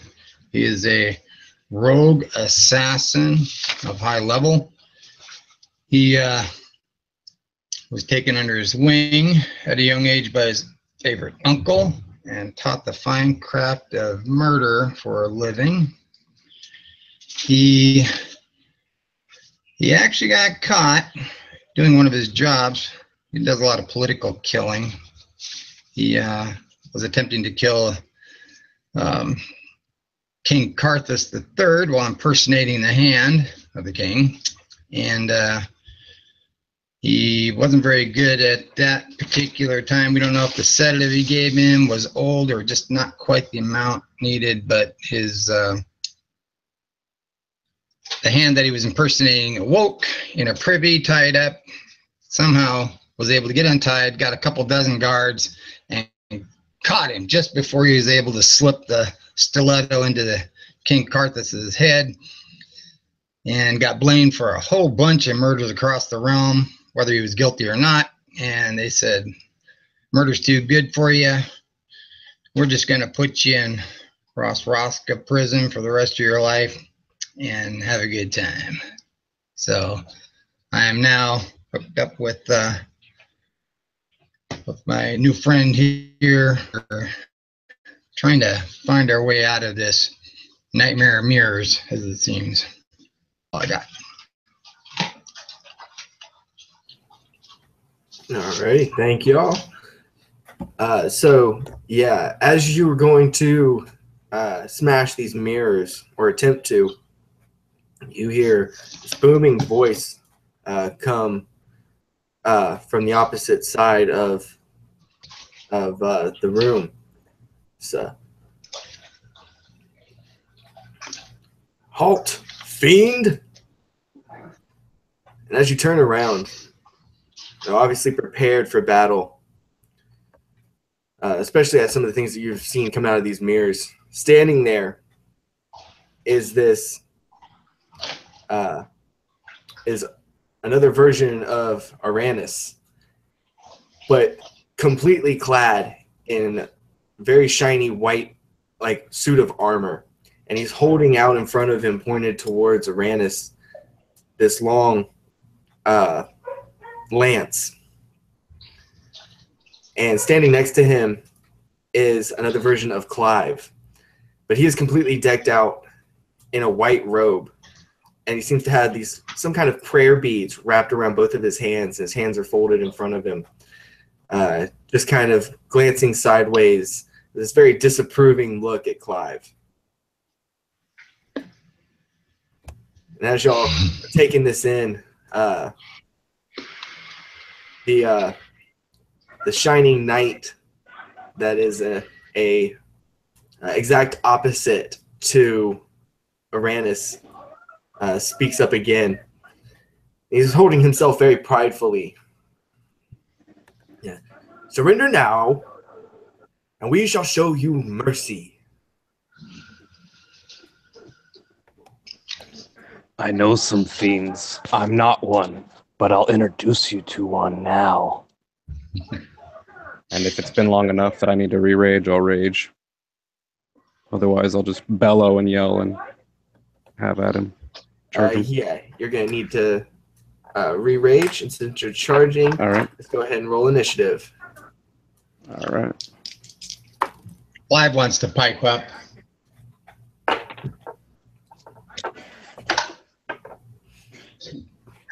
Oh, no.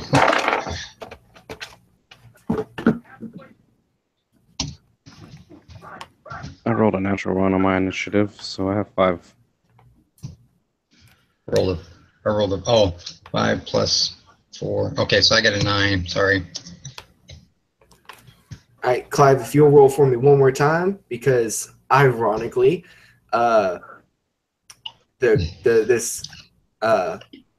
this opposite version of you also rolled a 9. Okay. So we're gonna see which one of you goes first. All right, now I've got a 10. All right, so it's gonna be the good Clive first. That means The white one? yep.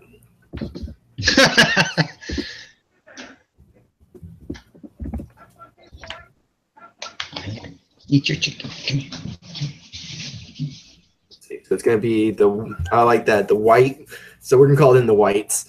So white Arannis is gonna go first, and then it's gonna be white Clive, then Clive, and then last Arannis. So as you charge at the white Arannis, he just swipes his this very shiny white lance that's trimmed in gold leaf. He swipes it at you, trying to knock you to the side. Unfortunately, he will miss. You were able just to duck under it just as it was coming at you. Right. And then, but in one kind of motion, he swipes it and then tries to bring it down onto you. And that one will hit. That's going to be a 22 to hit. Plus 4. So it still hits me. Do what now? I was adding plus 4, but it'll still hit me. Okay.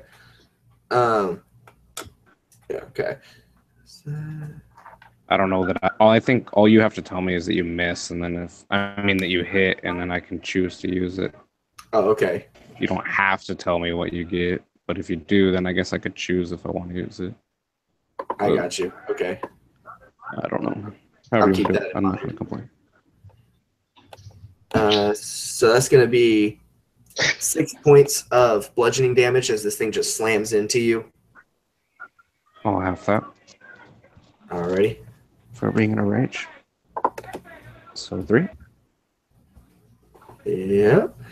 Then it is the White Clive's turn. And he almost looks like he's praying at first, and then pulls out. He has kind of these long sleeves on his robe, and his hands slip into him, and he pulls out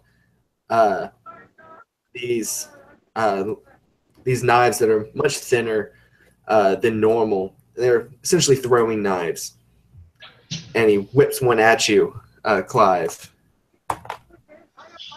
And natural one's it.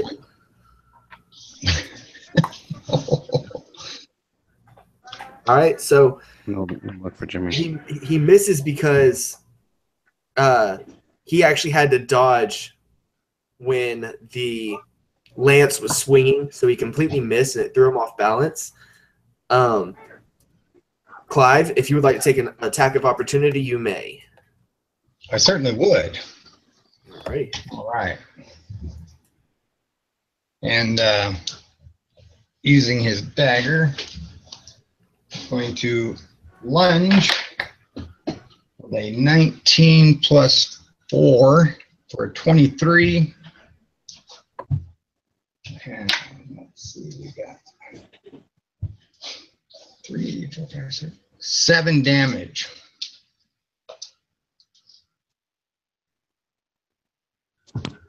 Now that doesn't count for a. No, that doesn't. Never mind. Go ahead. All right, so 7 damage. Yes, sir. All righty. All right, and it's going to be your turn. Ooh, all right.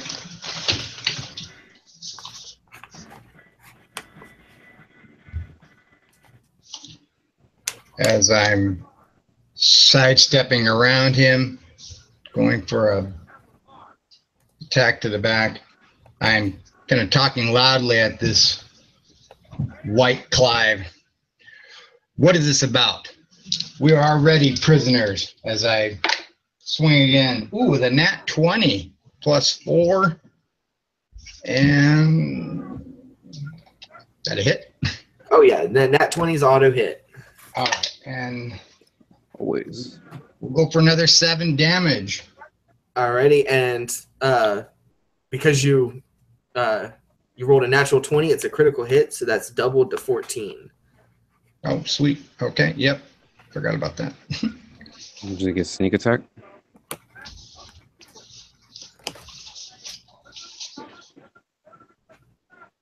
I'm gonna say no because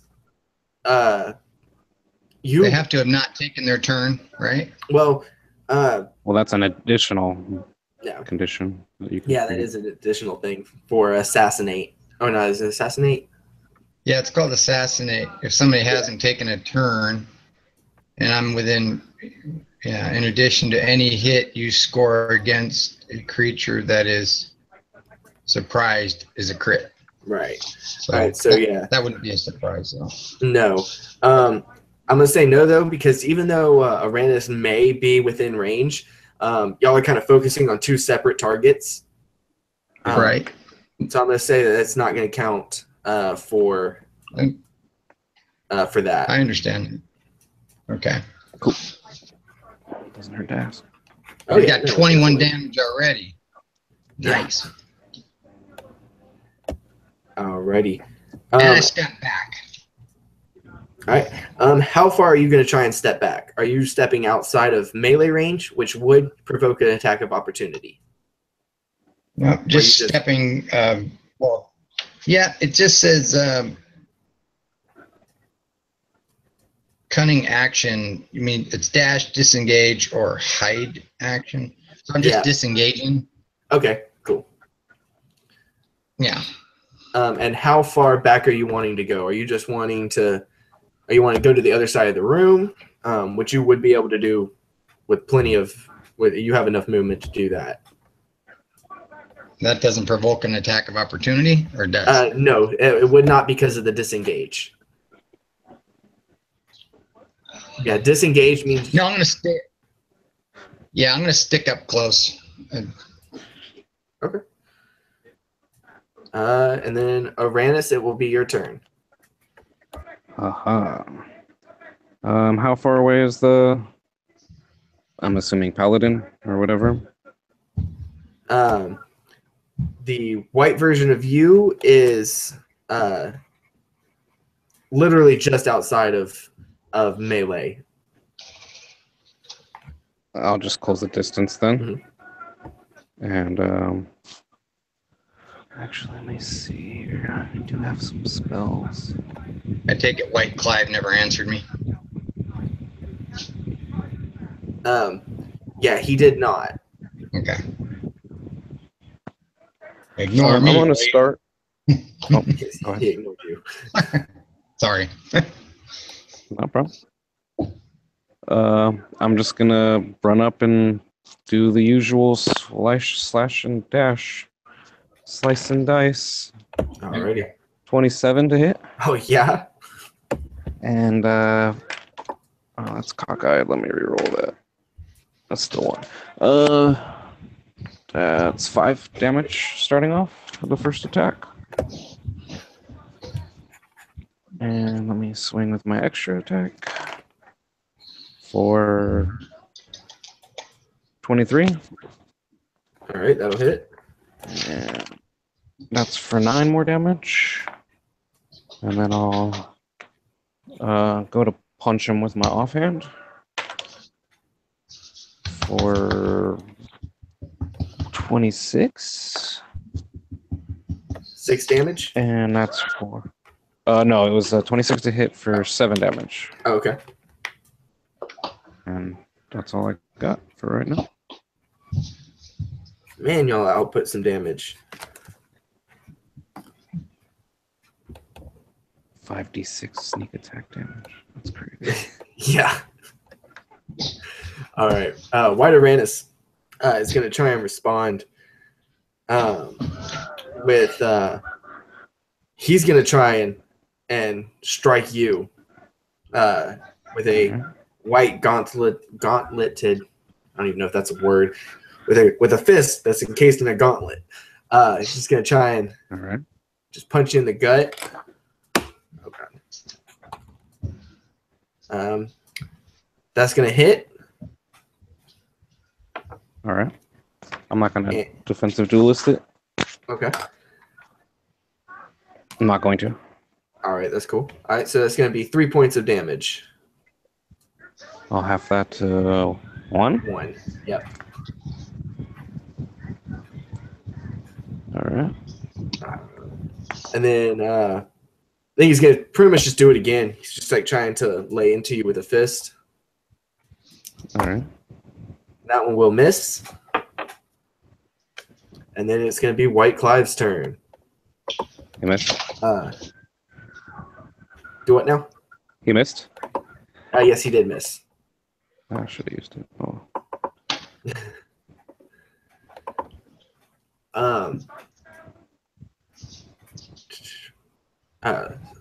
Sorry, my notes were messed up for some reason. So White Clive's turn. And he's staring at you, Clive. He's still got like this permanent look of disappointment, and he's still holding a couple of throwing knives in his hand, and he chucks 2 at you.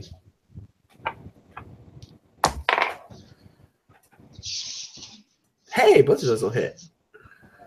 I rolled the exact same number on both die.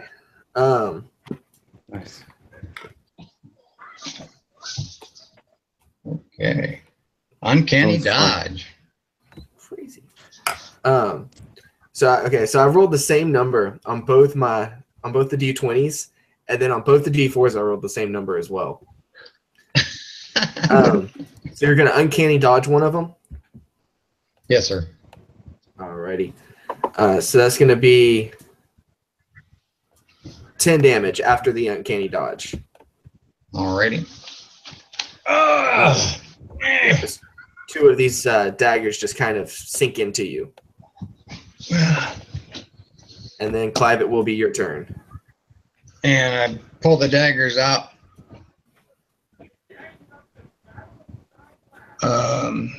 Do they look like a high quality dagger? They actually do. They look they look very finely made, and they are completely white, like almost some kind of white steel. And much like the lance that White Arannis is using, they are trimmed in gold that are now slightly covered in blood. Sweet. I'm gonna put those in my guard's belt from the uniform, slip them in behind me, and use my own dagger. And I'm gonna go ahead and lunge for him again and go for his throat. All right. So 9, 10, 13. 13 to hit or 13 damage? 13 to hit. Unfortunately, that will miss. I figured. Whoa, damn. Come back here. All righty. And then Arannis, it's your turn. Oh, all right. This paladin. I'm gonna go with what I know best and slash and dash and slice and dice. Oh, come on. Not one. Oh, no. And a 2 on the D10. A 2? Yeah, it hit something and rolled over and it was a 1. I was like, oh, come on. I think we need to wash those dice. You're almost having as much bad luck as I am. I'm not rolling out a bunch of nat ones, but I'm not doing much better. I got those like 2 20s and you're attacking with your rapier? That attack was with my scimitar. Scimitar? Okay. Yes, and that's one of your bonded weapons, right? Correct. All right. And I believe you cannot be disarmed, correct? Because of that bond? I don't know. I know I can just call it back to me with the command word as a bonus action. I think So part I think of I could be. I think part of it is the fact that it's like you can't be disarmed. I'll look it up.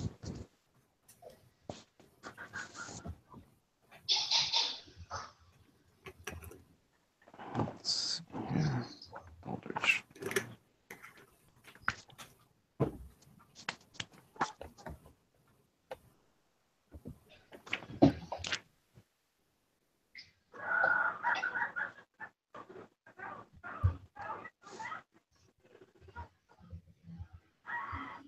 You can't be disarmed of that weapon unless you are incapacitated. Nice. You're correct. All right. So yeah, you go to swing at him, but he does some kind of like really fancy martial move where he just like tries to hit the sword out of your hand. But through some kind of magical means, you're able to hold on and you are not disarmed. All right. You found a loophole. Now you just got to keep rolling 2s on those nat 1s. Alrighty. All right. So yeah, so now That was my first attack. Yep. So my extra attack. That's much better with a 27. Yes. Yeah, that'll Nice.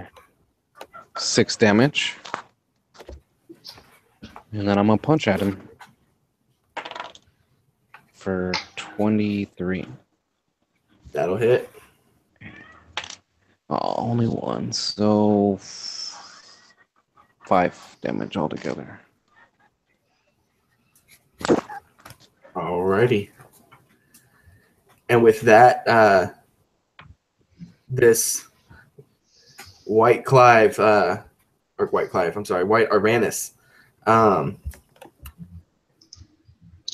seeing that his lance isn't much good in close quarters, he drops it, and almost instantly it starts to kind of dissipate. And he holds out his hand, and in his hand, this pure white traced in gold mace appears. And that's all he can do. And then the White Clive, he kind of seems like he tries to feint you out, and he tries to get in close to stab you. He's kind of holding him almost like somebody would hold Wolverine claws, kind of in between his fingers.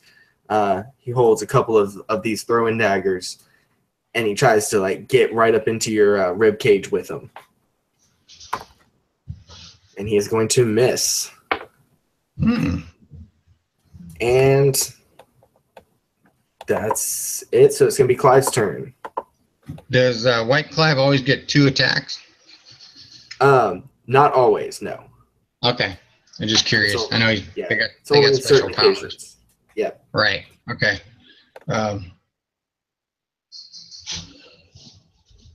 Okay. I had a question about the long sword I'm carrying. It is listed under weapon of finesse. Does that mean I get to use my proficiency with it? Longsword should be versatile, not finesse. Yeah, longsword should be versatile, where you can use both hands. Or Short sword has finesse. Yeah. Okay, got it. All right, I will continue with my dagger. I'm just curious if I stab him with his own, thinking to myself, I'm curious if I stab him with his own daggers, if it might do more damage. So I'm going to sheathe my my other dagger and pull the two out from behind me, and I'm going to come at him with one of his own daggers. All right, give me an attack. And attack is 16. That is not enough. Unfortunately, that will miss. So close though. He just barely dodges as you graze like the robes he's wearing. Sidestep me. It's and very close. So I'm using my evasion and I'm stepping around behind him. You mean the cunning action? Is that what that is? Because evasion should be. Oh, yeah, I'm sorry. Yep, you're right. Cunning action, I'm stepping around behind him. As I stabbed at him, I'm just continuing my step around him. Okay, that's cool. And then Arannis, it's going to be your turn. Excellent. Same old this gent. Starting with my first scimitar strike for 24. Nice. That'll hit. 7 damage. And then attack.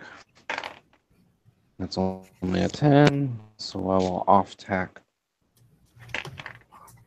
for 26. That'll hit. For 6 more damage. Alrighty. And that last one was just with your fist, right? Correct. Alrighty.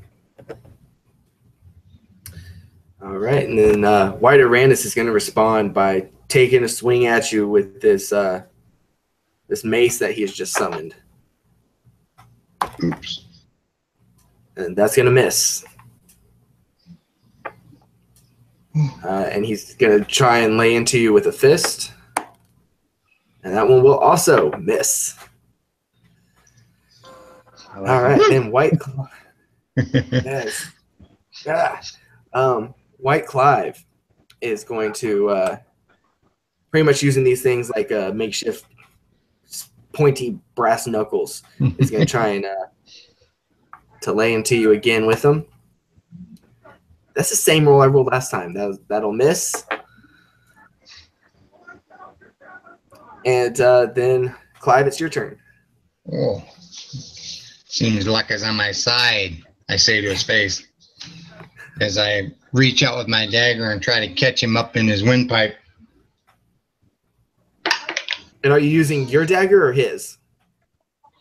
His still. Okay. 14. That's an 18. I got a 14 plus 4. Yep, that is just enough to hit. Sweet. 6 right. Total damage. So you were aiming for his windpipe? Correct. All right, so you stab it into his windpipe, and there's that look of awe on his face, and almost, it's not quite terror, but it could be associated with it. You're not quite sure what this look is. And he just starts to kind of fade into nothing. It's like these little white orbs just kind of start falling off of him and just disappearing as as they fall to the ground. Nice. Unfortunately, with him also goes the dagger that you stabbed him with. It's in my hand. That's gone. Yep. I got a bewildered look on my face, and I'm looking at Arannis. And Arannis, it is your turn. He's kind of lost in his drunkenness of blood, and so he's not really noticing you as he continues to just try to end this. Oh yeah, natural 20. And he wants to end this, so hopefully he does, but we'll go with 6 times 2 is 12. 12 damage altogether. The first attack, yeah. Right, he is still standing. And then I will extra attack for 19. That'll hit. More damage. How much? 7. 7, okay. If he's still going, I'm going to punch him. Yep, he's still going. 24 for the punch. And that's 7 more damage. All right. Tell me how you kill him. Nice. I guess I'm like slashing at him with my scimitar, like a slash diagonally, and then again to make like a V, and cutting him away. And as he's like backing off, maybe trying to even defend himself with his own weapon, I go to punch him, and I actually punch the bottom of his fist. So he punches his own weapon into himself, and that's what actually. That's pretty great. I love that. Sweet. Alrighty. So yeah, so he falls to the ground, just like face caved in from his own weapon being smashed into his face. And same thing, blink of an eye, gone. And one of the other mirrors is now cracked.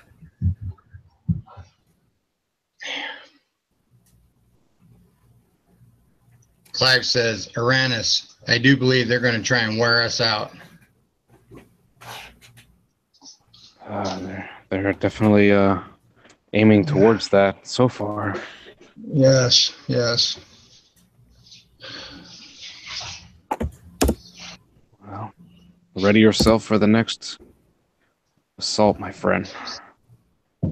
And we did try to break the mirror, but they didn't break. You didn't quite get to it because they interrupted you as you were trying. That's right. We could keep trying. Keep pressing. I'm gonna try and that closest mirror and give it a good kick with my foot and see if I can further damage it, break it loose. All That's right. Okay. Yeah. So you go and kick it, okay? And the mirror completely shatters. Like it starts falling from hanging from the wall. It starts caving in on itself. Nice. And there is somebody standing just on the other side of this mirror. It is someone from Clive's past, and it is the one person that he was closest to. And I want you to tell me who that was. His entire life, the one person that he was closest to. My eyes get really large, and my mouth goes slack-jawed, and I say out loud, Uncle Roland? What are you doing here? This is impossible. You can't be here. And I look at Arannis, and I look back at my Uncle Roland. And your uncle Is it you? steps out. And he steps out and he smiles at you. And he probably had some kind of nickname that he would call you, that it was just something between you and him. What would he have called you? Young one. Young one? Yes, it's me, young one. It's been so long since I've seen you. And he reaches out with a hand to put on your shoulder.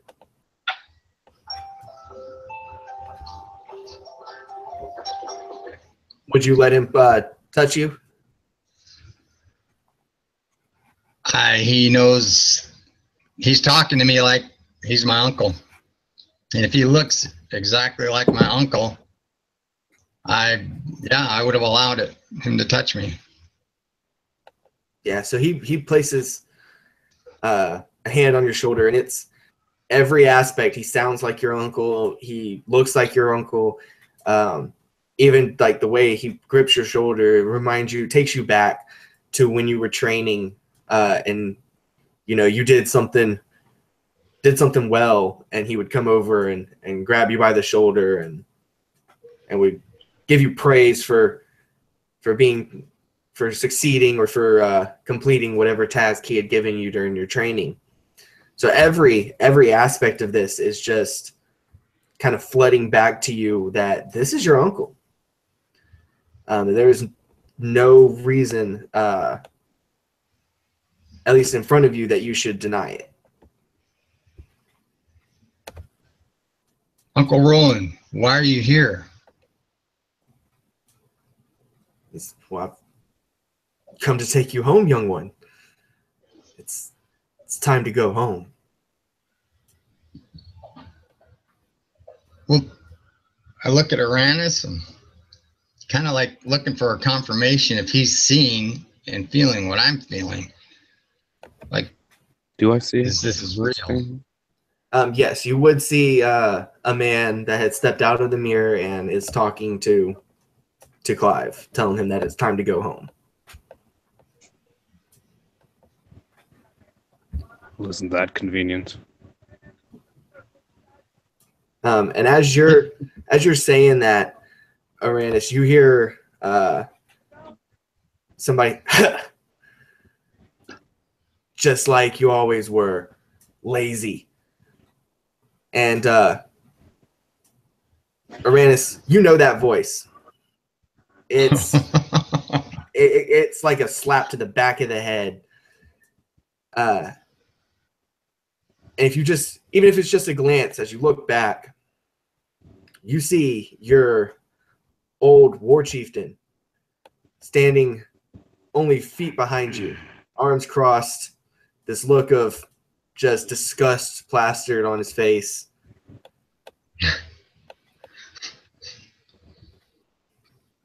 Did you come here to die again, old man?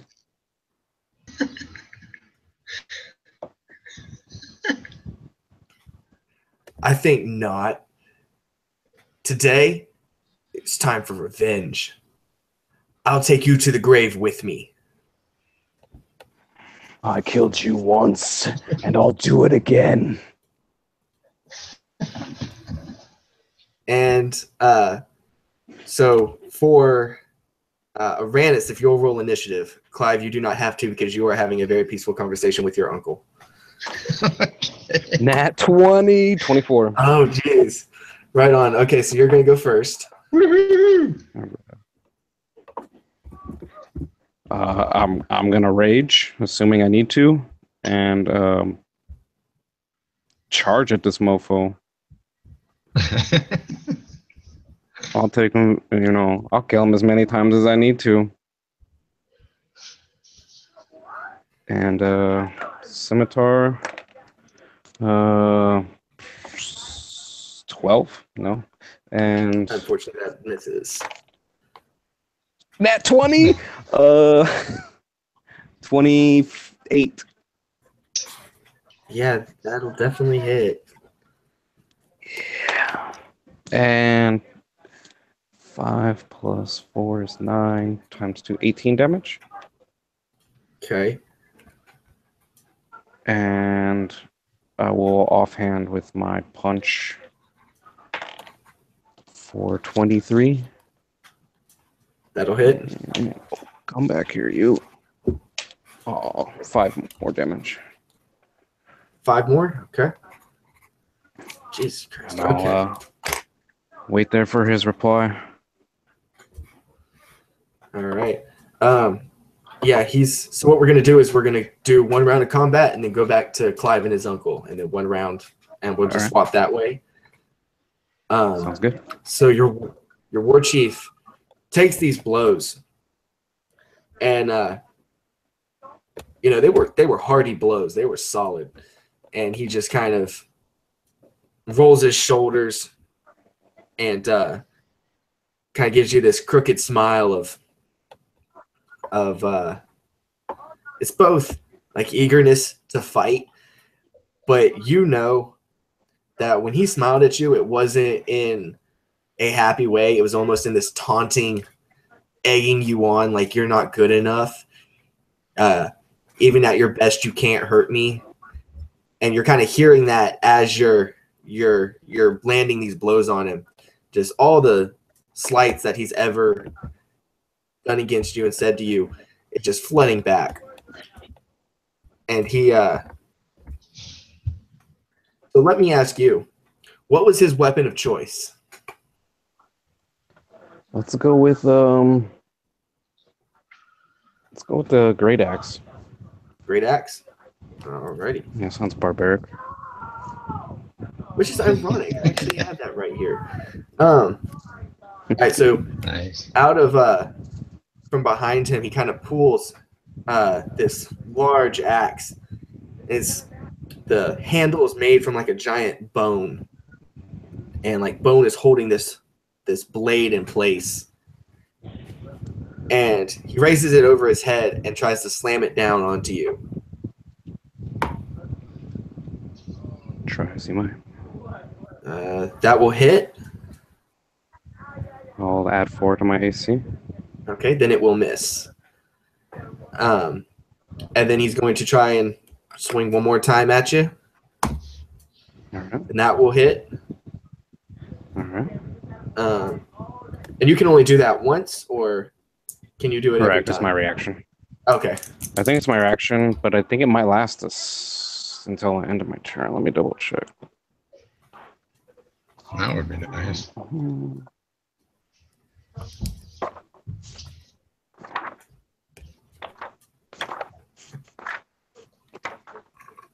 Where feet's hiding at? There we go. Defensive duelist.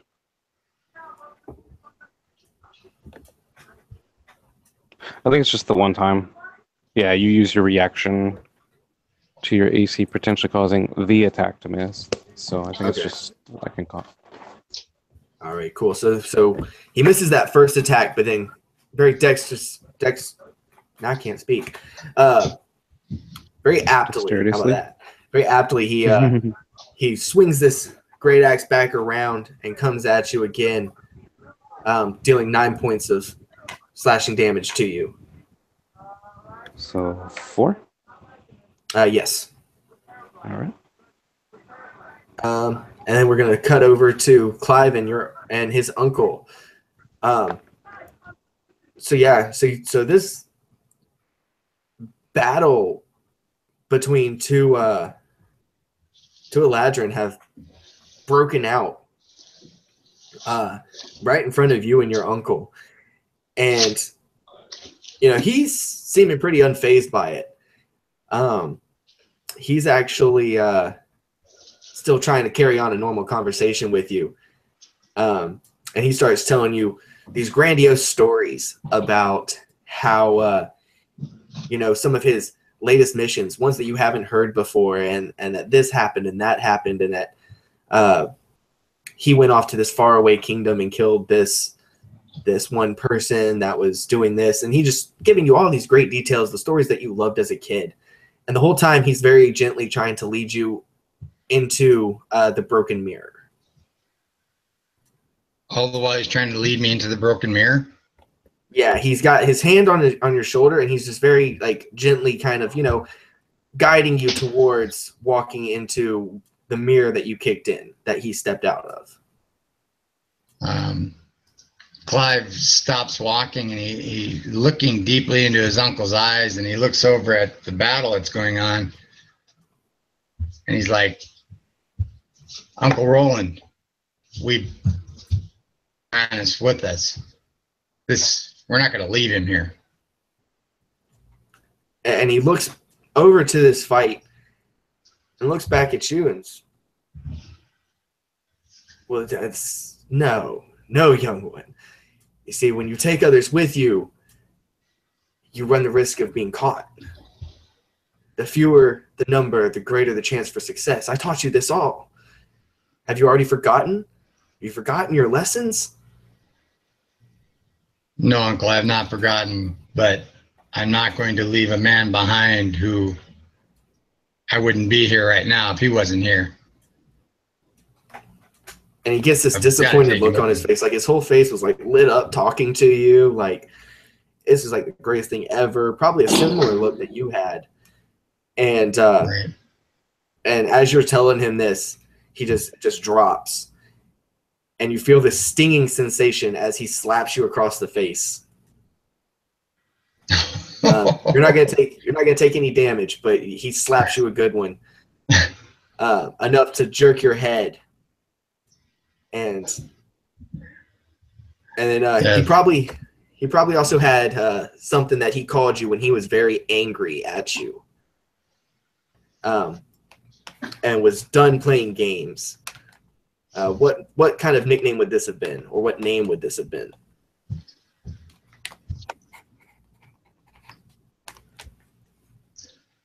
Abstinent fool. Abstinent fool. you something like that, yeah. Hey, I know, I like it. It makes sense. All right, so yeah, he slaps you.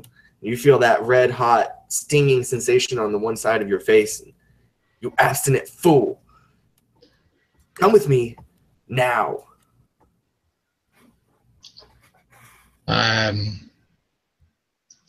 I look up at him and I hold my hand to my face, and I put my arm down and I get ready to walk with him, and then I stop again. No, and I shove him away from me. You are not my uncle. My uncle would not allow me to walk away from someone who had been helping me. You're a fake. And we're going to go back over to Arannis and his fight. So, Arannis, it is your turn.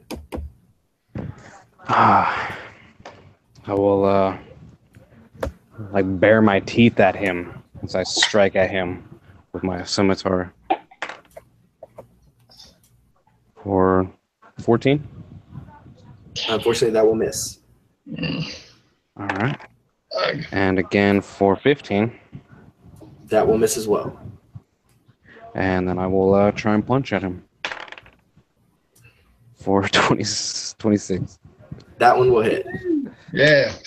For 7 damage. Okay.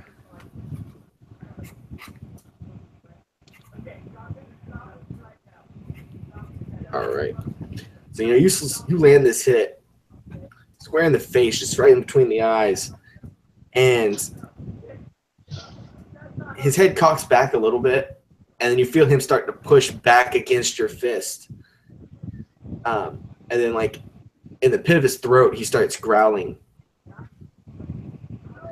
And you feel like this shake go through his body. And you remember this from the last time. The scene's almost playing out exactly how it happened the first time and the last time that y'all had a fight to the death. And you're kind of seeing it all go through your head once again. Almost everything's the same. The location's just changed. And you know he's entering his rage. And he takes a swing at you with his great axe. And Nat 20's it. Oh. And what? Nat 20? Nat 20's it. All right. Oh, good stuff. All right, so that's going to be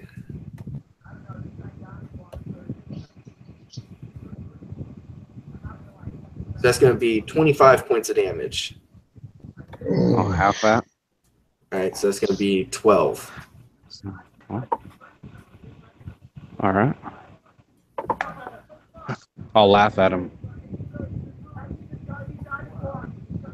And then laughing at him just makes it worse, and he tries to swing at you one more time. All right. And that one will miss. And I laugh even harder. And then it's going to go back to Clive real quick. So you've just shoved this man claiming to be your uncle. And he stumbles a little bit, but kind of regains himself. And then he straightens his clothes. And he gets this look in his eye, a look you don't see or haven't seen very often, and has never been directed at you. And you know that this is his mode. This is what he goes into when he's about to go on a job. Uh-oh. So you know that he is looking at you no longer as family, but as a target. So roll initiative.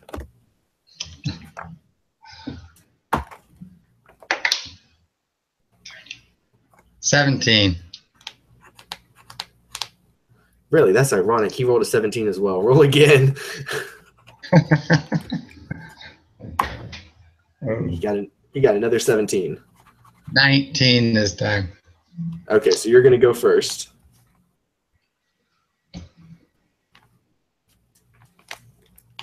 Okay.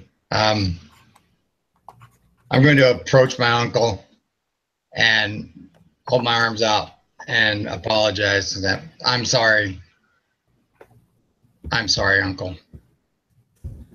And I try to reach around and grab him and hug him. He wouldn't allow you to get that close. As soon as you tried to, he would back up. Like he'd do this like little skip motion. Okay. And he's actually going further, like into where the mirror was. Okay. At that point, I'm going, since I realize that he's not going to fall for it, I reach behind my back or my belt and I grab a dagger and I spin around and I'm going to try and gut him. Ooh, 19 plus 4. That'll hit. And 1 plus 4, 5 damage. Alrighty.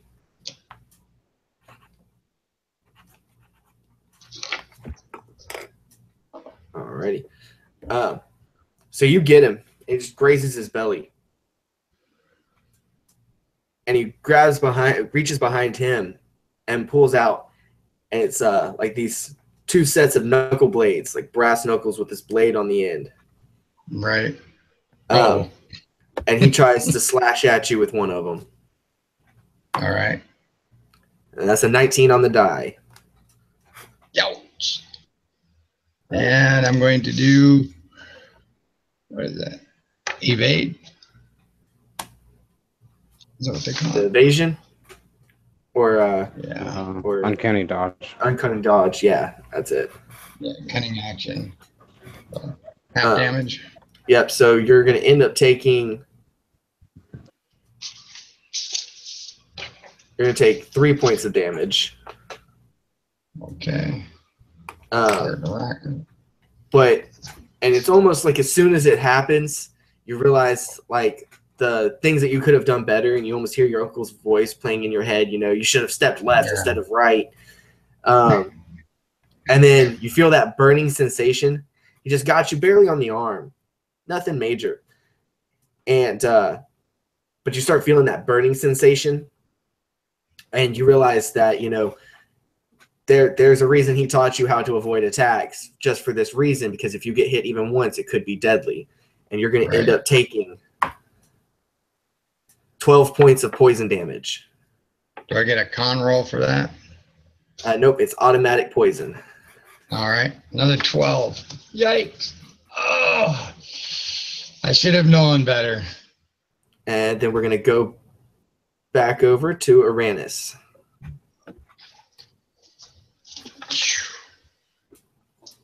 Alrighty, and I'm first to go between him and I?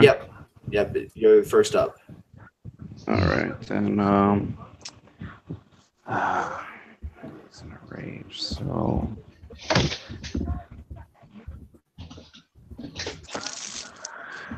I'm gonna attempt... I want to do it. Do I want to do it? No, I'll just keep going this route for right now. I'm gonna attack with my 18 scimitar. 18, that will hit. For 5 damage. 5, okay. Extra attack for 23 for 8 damage more. Nice. And then I'll bonus action to punch him for 13, so no. Alrighty.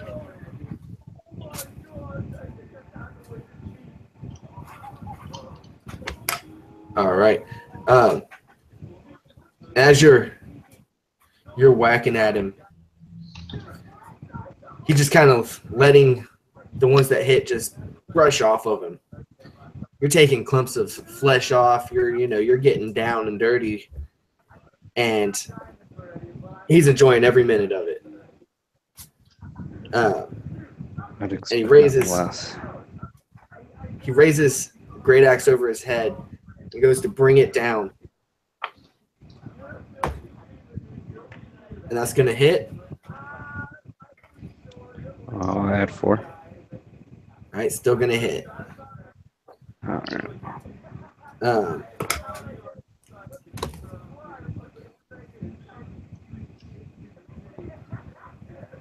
That's gonna be 13 points of slashing damage. I'll have that 6. Okay. And then he's going to try and just pretty much do it again. Whack-a-mole, whacking Arannis.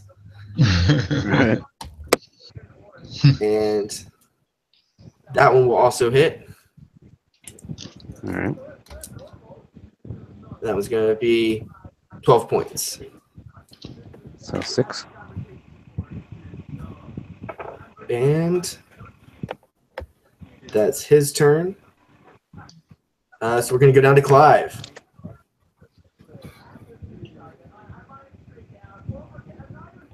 What's the scene? You are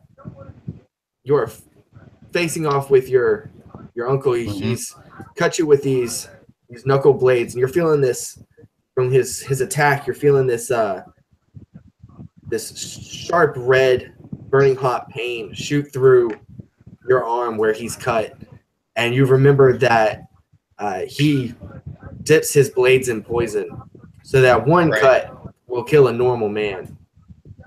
But you were trained to kind of fend off different poisons. So one cut's not going to do it. But you know that you need to avoid getting cut anymore because it could seriously hurt. Okay. And he's standing just inside of where the mirror was. Oh boy.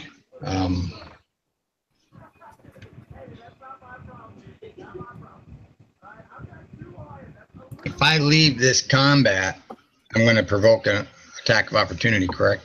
Yes, you would. Yeah. Okay. And he's standing just inside that broken mirror entrance. All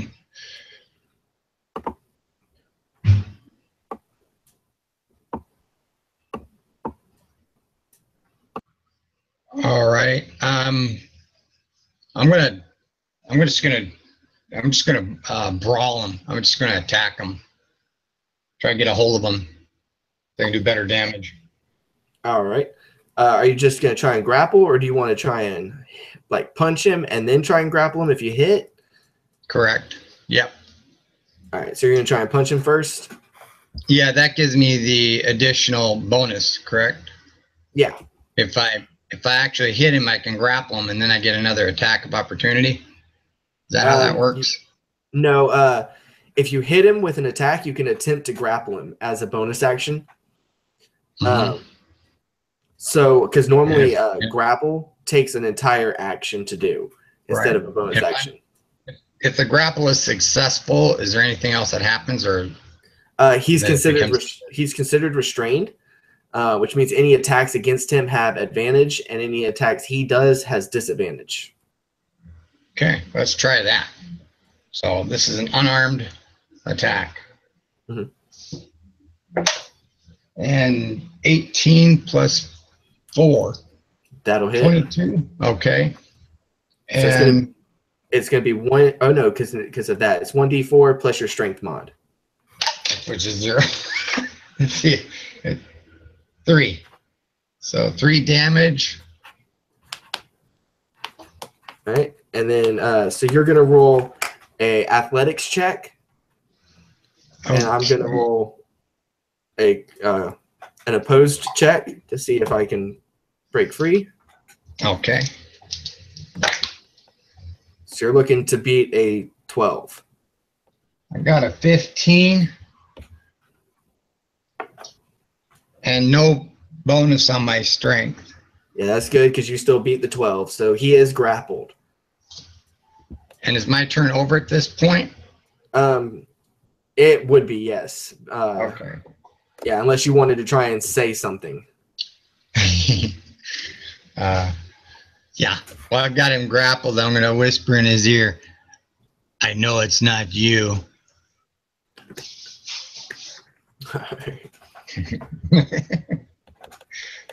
All right, so he doesn't respond. So Arannis, it's going to be your turn.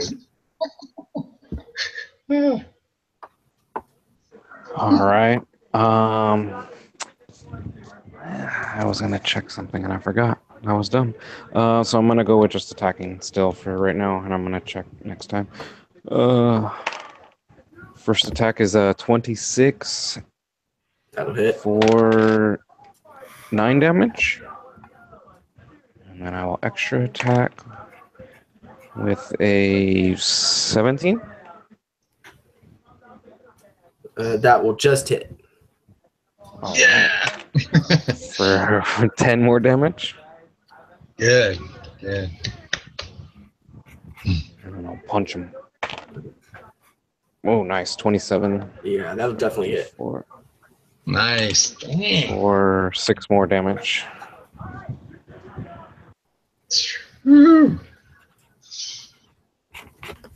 Alrighty.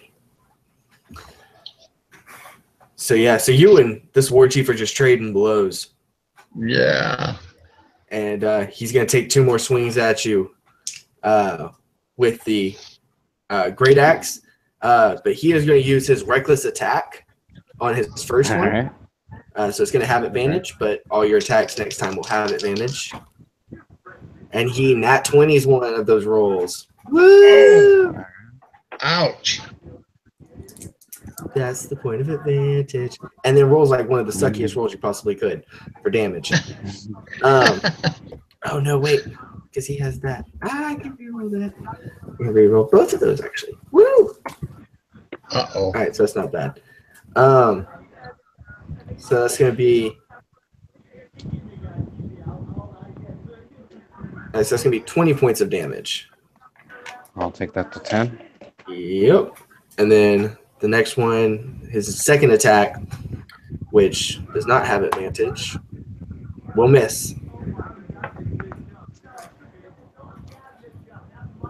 And then it is going to be Clive's turn over there wrestling with his uncle. Okay. Is it my turn still? Because Clive is uncle's restrained. Yes, you are also considered restrained, but you can still attack. You can end the grapple, things like that. Okay. Well, since I've got a hold of him and I'm kind of in a position I can pull my dagger and knife him. Okay. Is that allowed? And you will have, yeah. Okay. Okay. So is this you will considered? Is this like an assassinate, or is this? It will be considered a sneak attack because you'll have advantage on this attack. Okay. So as long as you hit, you'll get to add that. Bench. Yeah. I had an additional D6. No, it's 5d6. if you hit, it's an additional 5d6 to damage. Because of the level, right? Okay.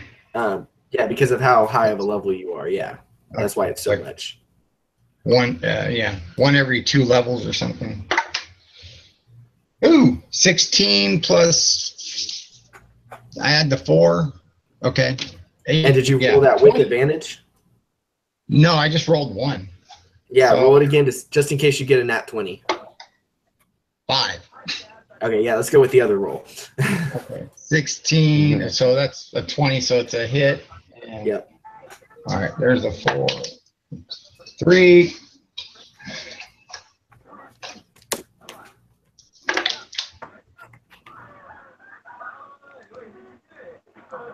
$22 points total.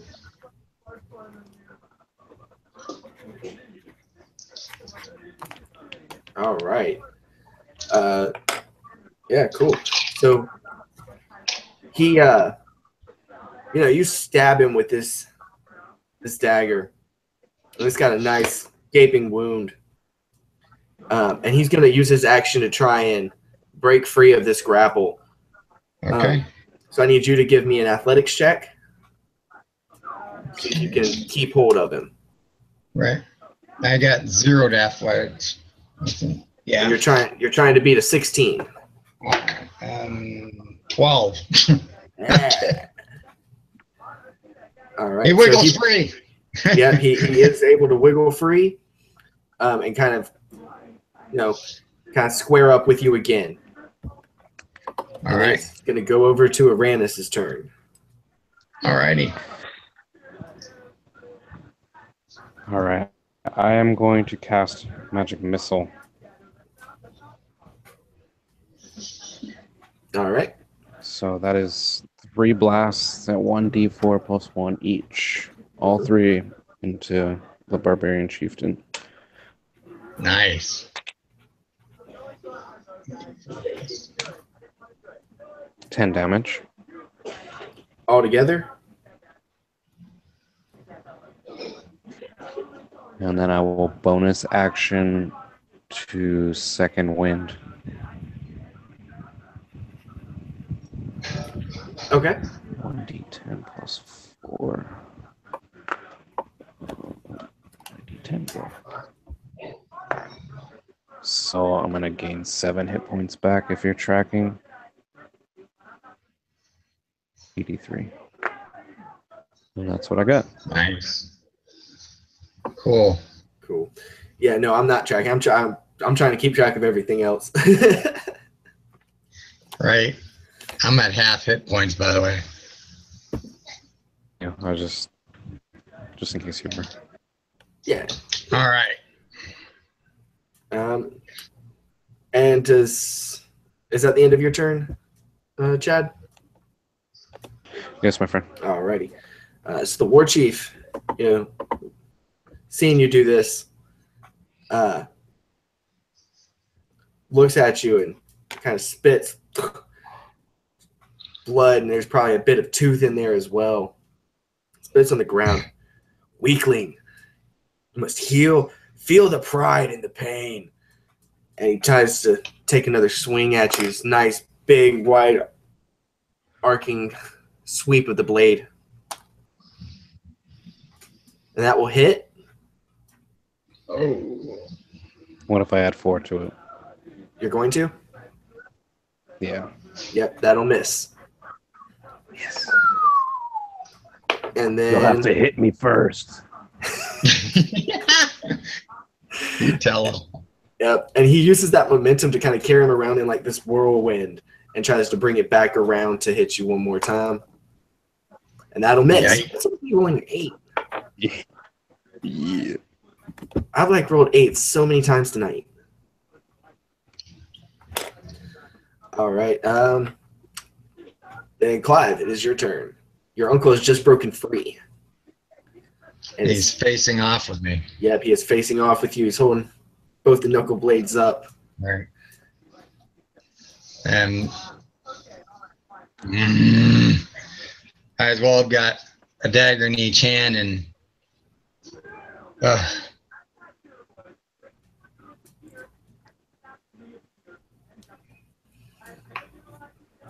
I wish I had some other kind of acrobatics. He's still are we outside that opening, or are we inside of it? Nope, you are now outside of it. Okay.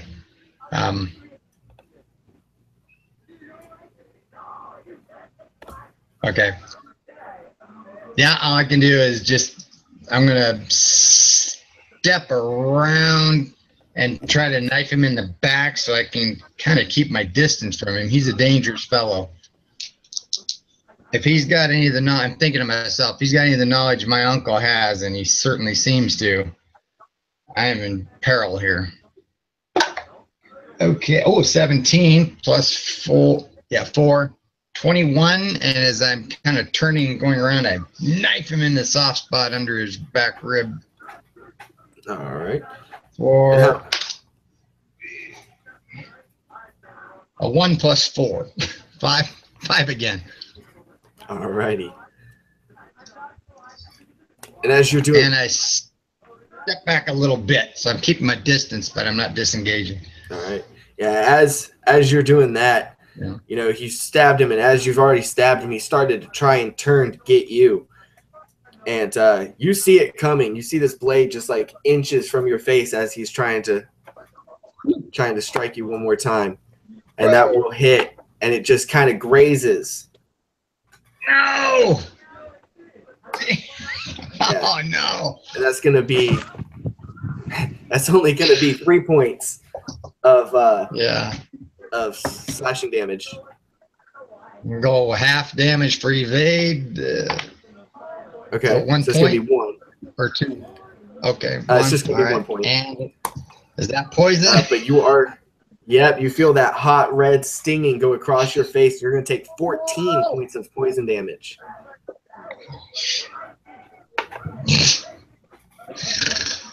And like you can, and like you can feel like almost like steam coming off of this wound. Yeah, my eyes are probably watering, and I'm like, ugh! I'm wiping my face a little bit with my forearms, and I've got my daggers in my hands, and I'm stepping back a little bit. I'm frightened as much as I am pissed right now. And then we're gonna go back to Arannis. I'm going to magic missile again. All right. Yeah.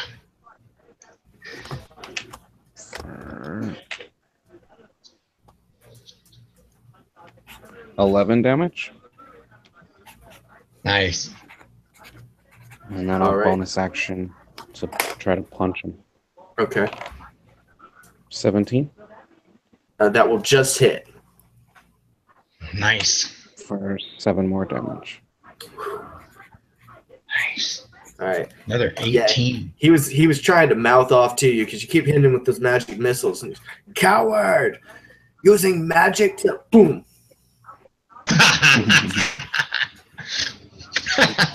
He wasn't paying attention, you know. He was trying to talk down to you, and then he'll get punched in the mouth. Speak when you're spoken. So he stumbles backwards and is wiping blood from his mouth and his lips, and as he's kind of trying to spit it out, you can see that like half of his front teeth are broken. And you know, this is kind of what he looked like the last time you saw him, when you put him in the ground. And in a fit of rage, he grips his battle axe, both hands, and like white knuckles it just in this rage, and swings with everything he has at you, and completely misses. And he's going to try it again. And completely misses again. And then... I'm in his head. What's up? I'm in his head. Yeah. There you are. And we're going to go to Clive. So yeah, so you're feeling this pain in your face, and you're feeling it in your forearm. And, you know, through semi-teary eyes, you can see your uncle just kind of standing there in this kind of signature stance that he has with these knuckle blades. Right. And you know that whether he's your uncle or not, whoever this is intends to kill you. Correct. All right. As I'm facing off with my fake uncle, I speak to him as I step to the left, and then I fake swing back around to the right. I don't know who you are, but you're not rolling. And I swing back around and try to catch him in his other kidney. And I roll a 5. Yeah. That's a 9 total. Uh-oh. Yeah. Yeah, unfortunately, he sees that coming and just does this quick step back, and you just miss. He read the body language. Yeah, I couldn't fake him. He's a pro. Yeah, and it instantly, just like muscle memory, steps back, and he comes in trying to slice you again. Whoa! And that time, that one's gonna miss. Whew. You're losing your finesse, old man, or whoever you are. Okay, cocky. Yeah, and he's got this like stone cold gaze at you, like he's done talking. Yeah. Okay. And we're gonna go to Arannis. All right. I guess I'm gonna magic missile since I have one left, and maybe it's doing more damage. I don't really know.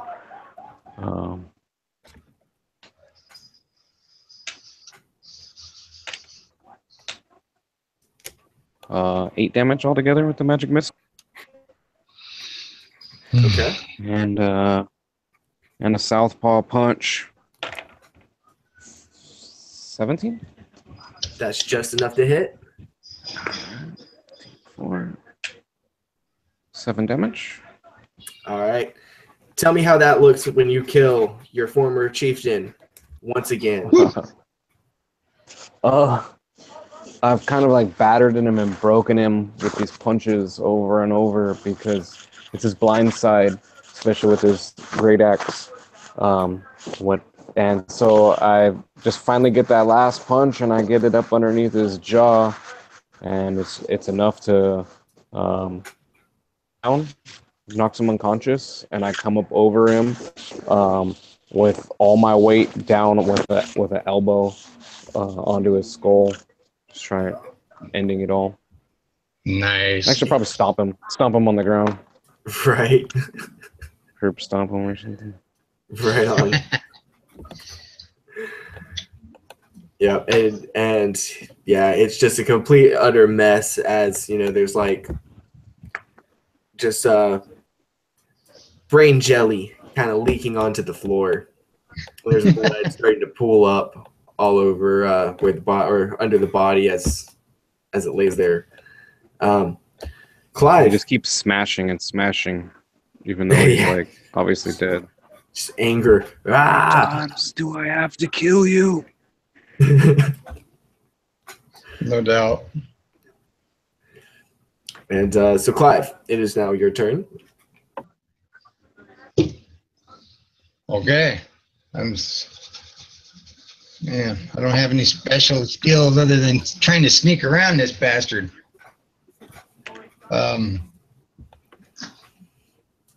All right, I'm going to go for another grapple.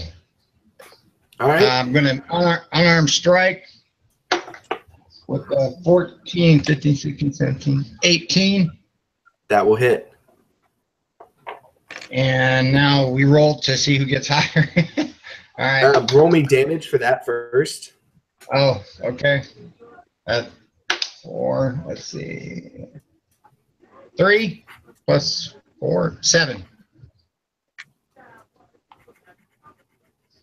All right. And my grapple is oh shit, 5. You beat him. He rolled a 3. Wow, that's lucky. Nice. Okay. Take what you can get. And I whisper in his ear, you guys. "Here we are again, fake Roland."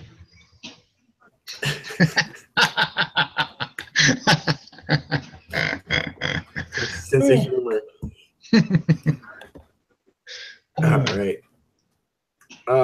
And with that, we're going to go over to Arannis. It's Arannis' turn.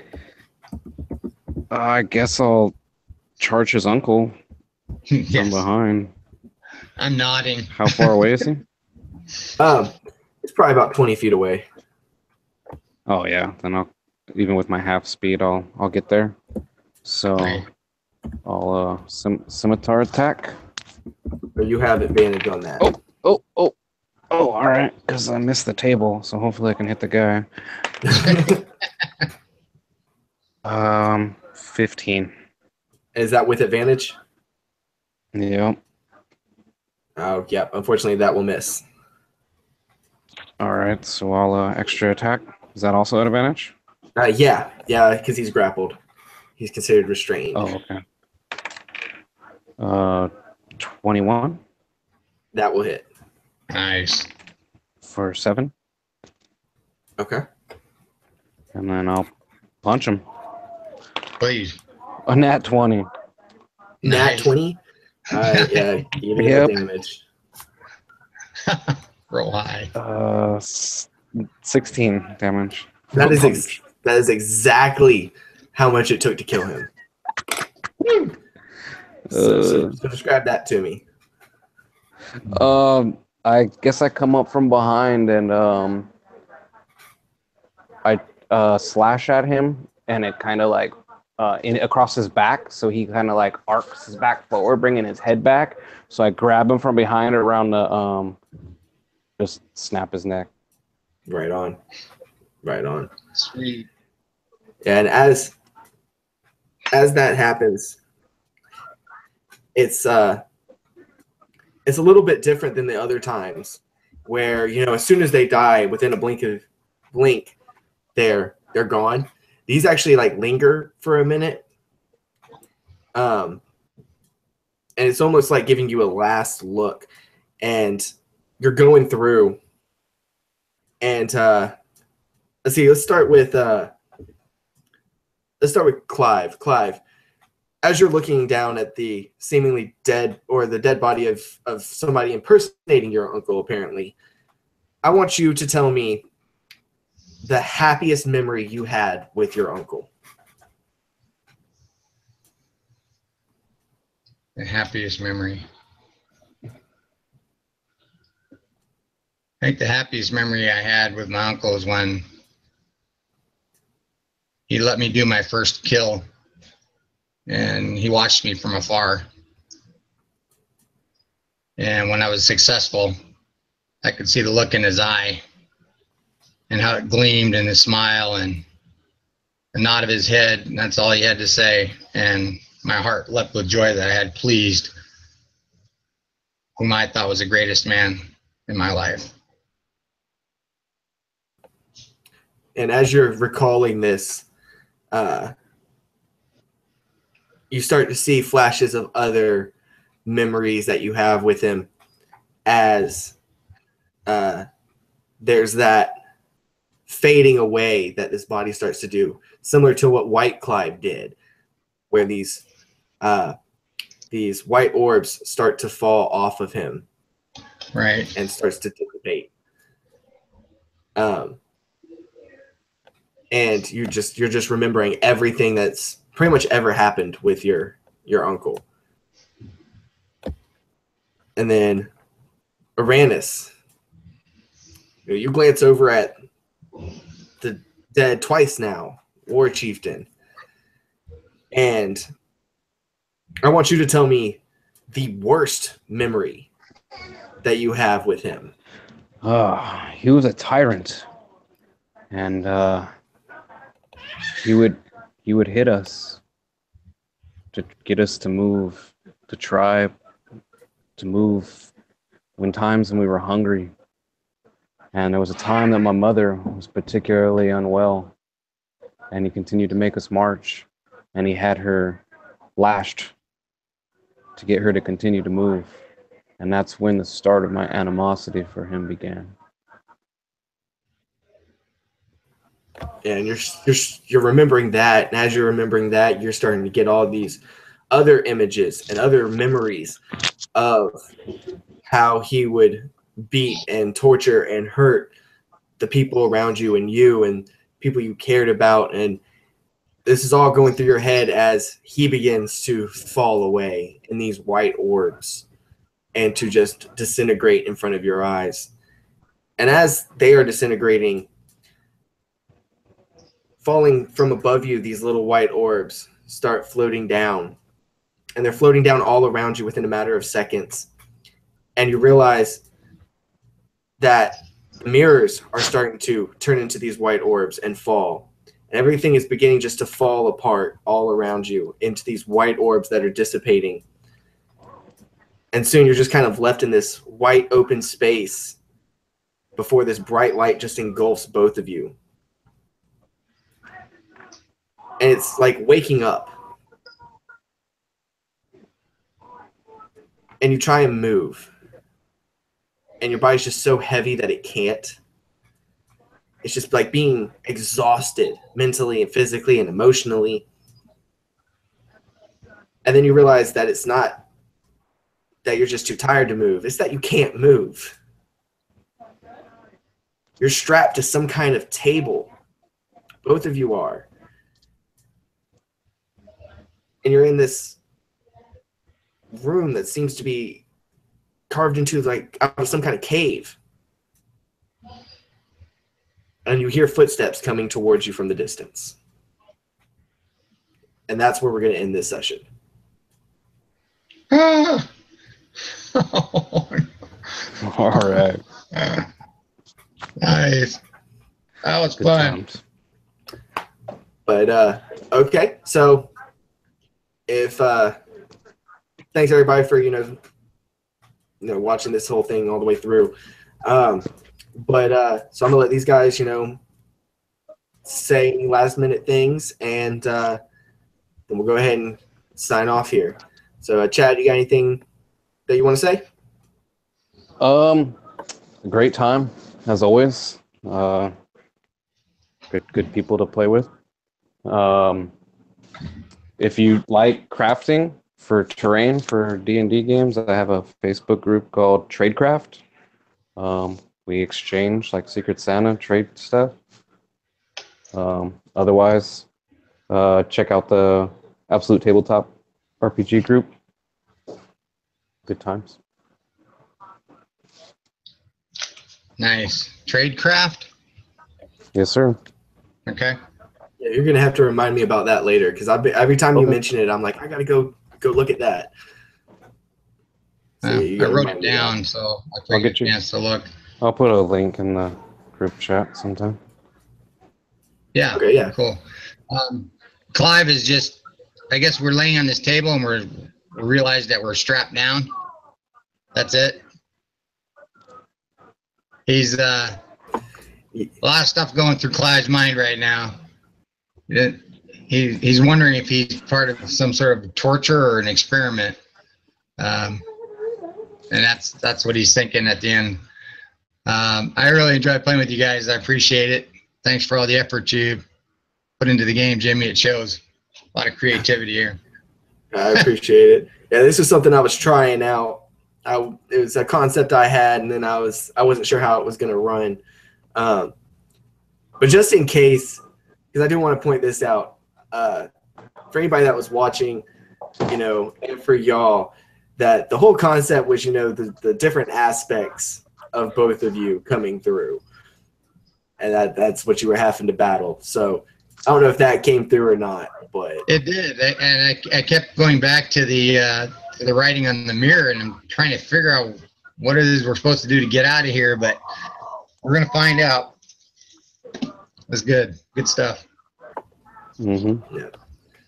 All right, so we're going to go ahead and stop broadcasting. So, oh, by the way, I'm Jim. I run RPG Enlightenment with my buddy Josh Rivera, and go over, check us out.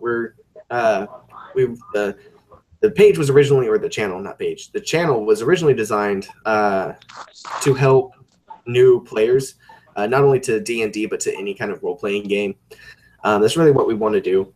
I'm also using it kind of for a personal reason to help me get my new system out, which is called Aventura. Just downloaded my first, or uploaded my first video the other night for that. So check that out. It's just Aventura Explained. But I'm going to be putting some more content on there. Hopefully in the next couple of weeks I'll be able to get some good stuff up, and you can check that out. Will do. So everybody have a good night, and may you always seek enlightenment. All right. Thank you. Good night.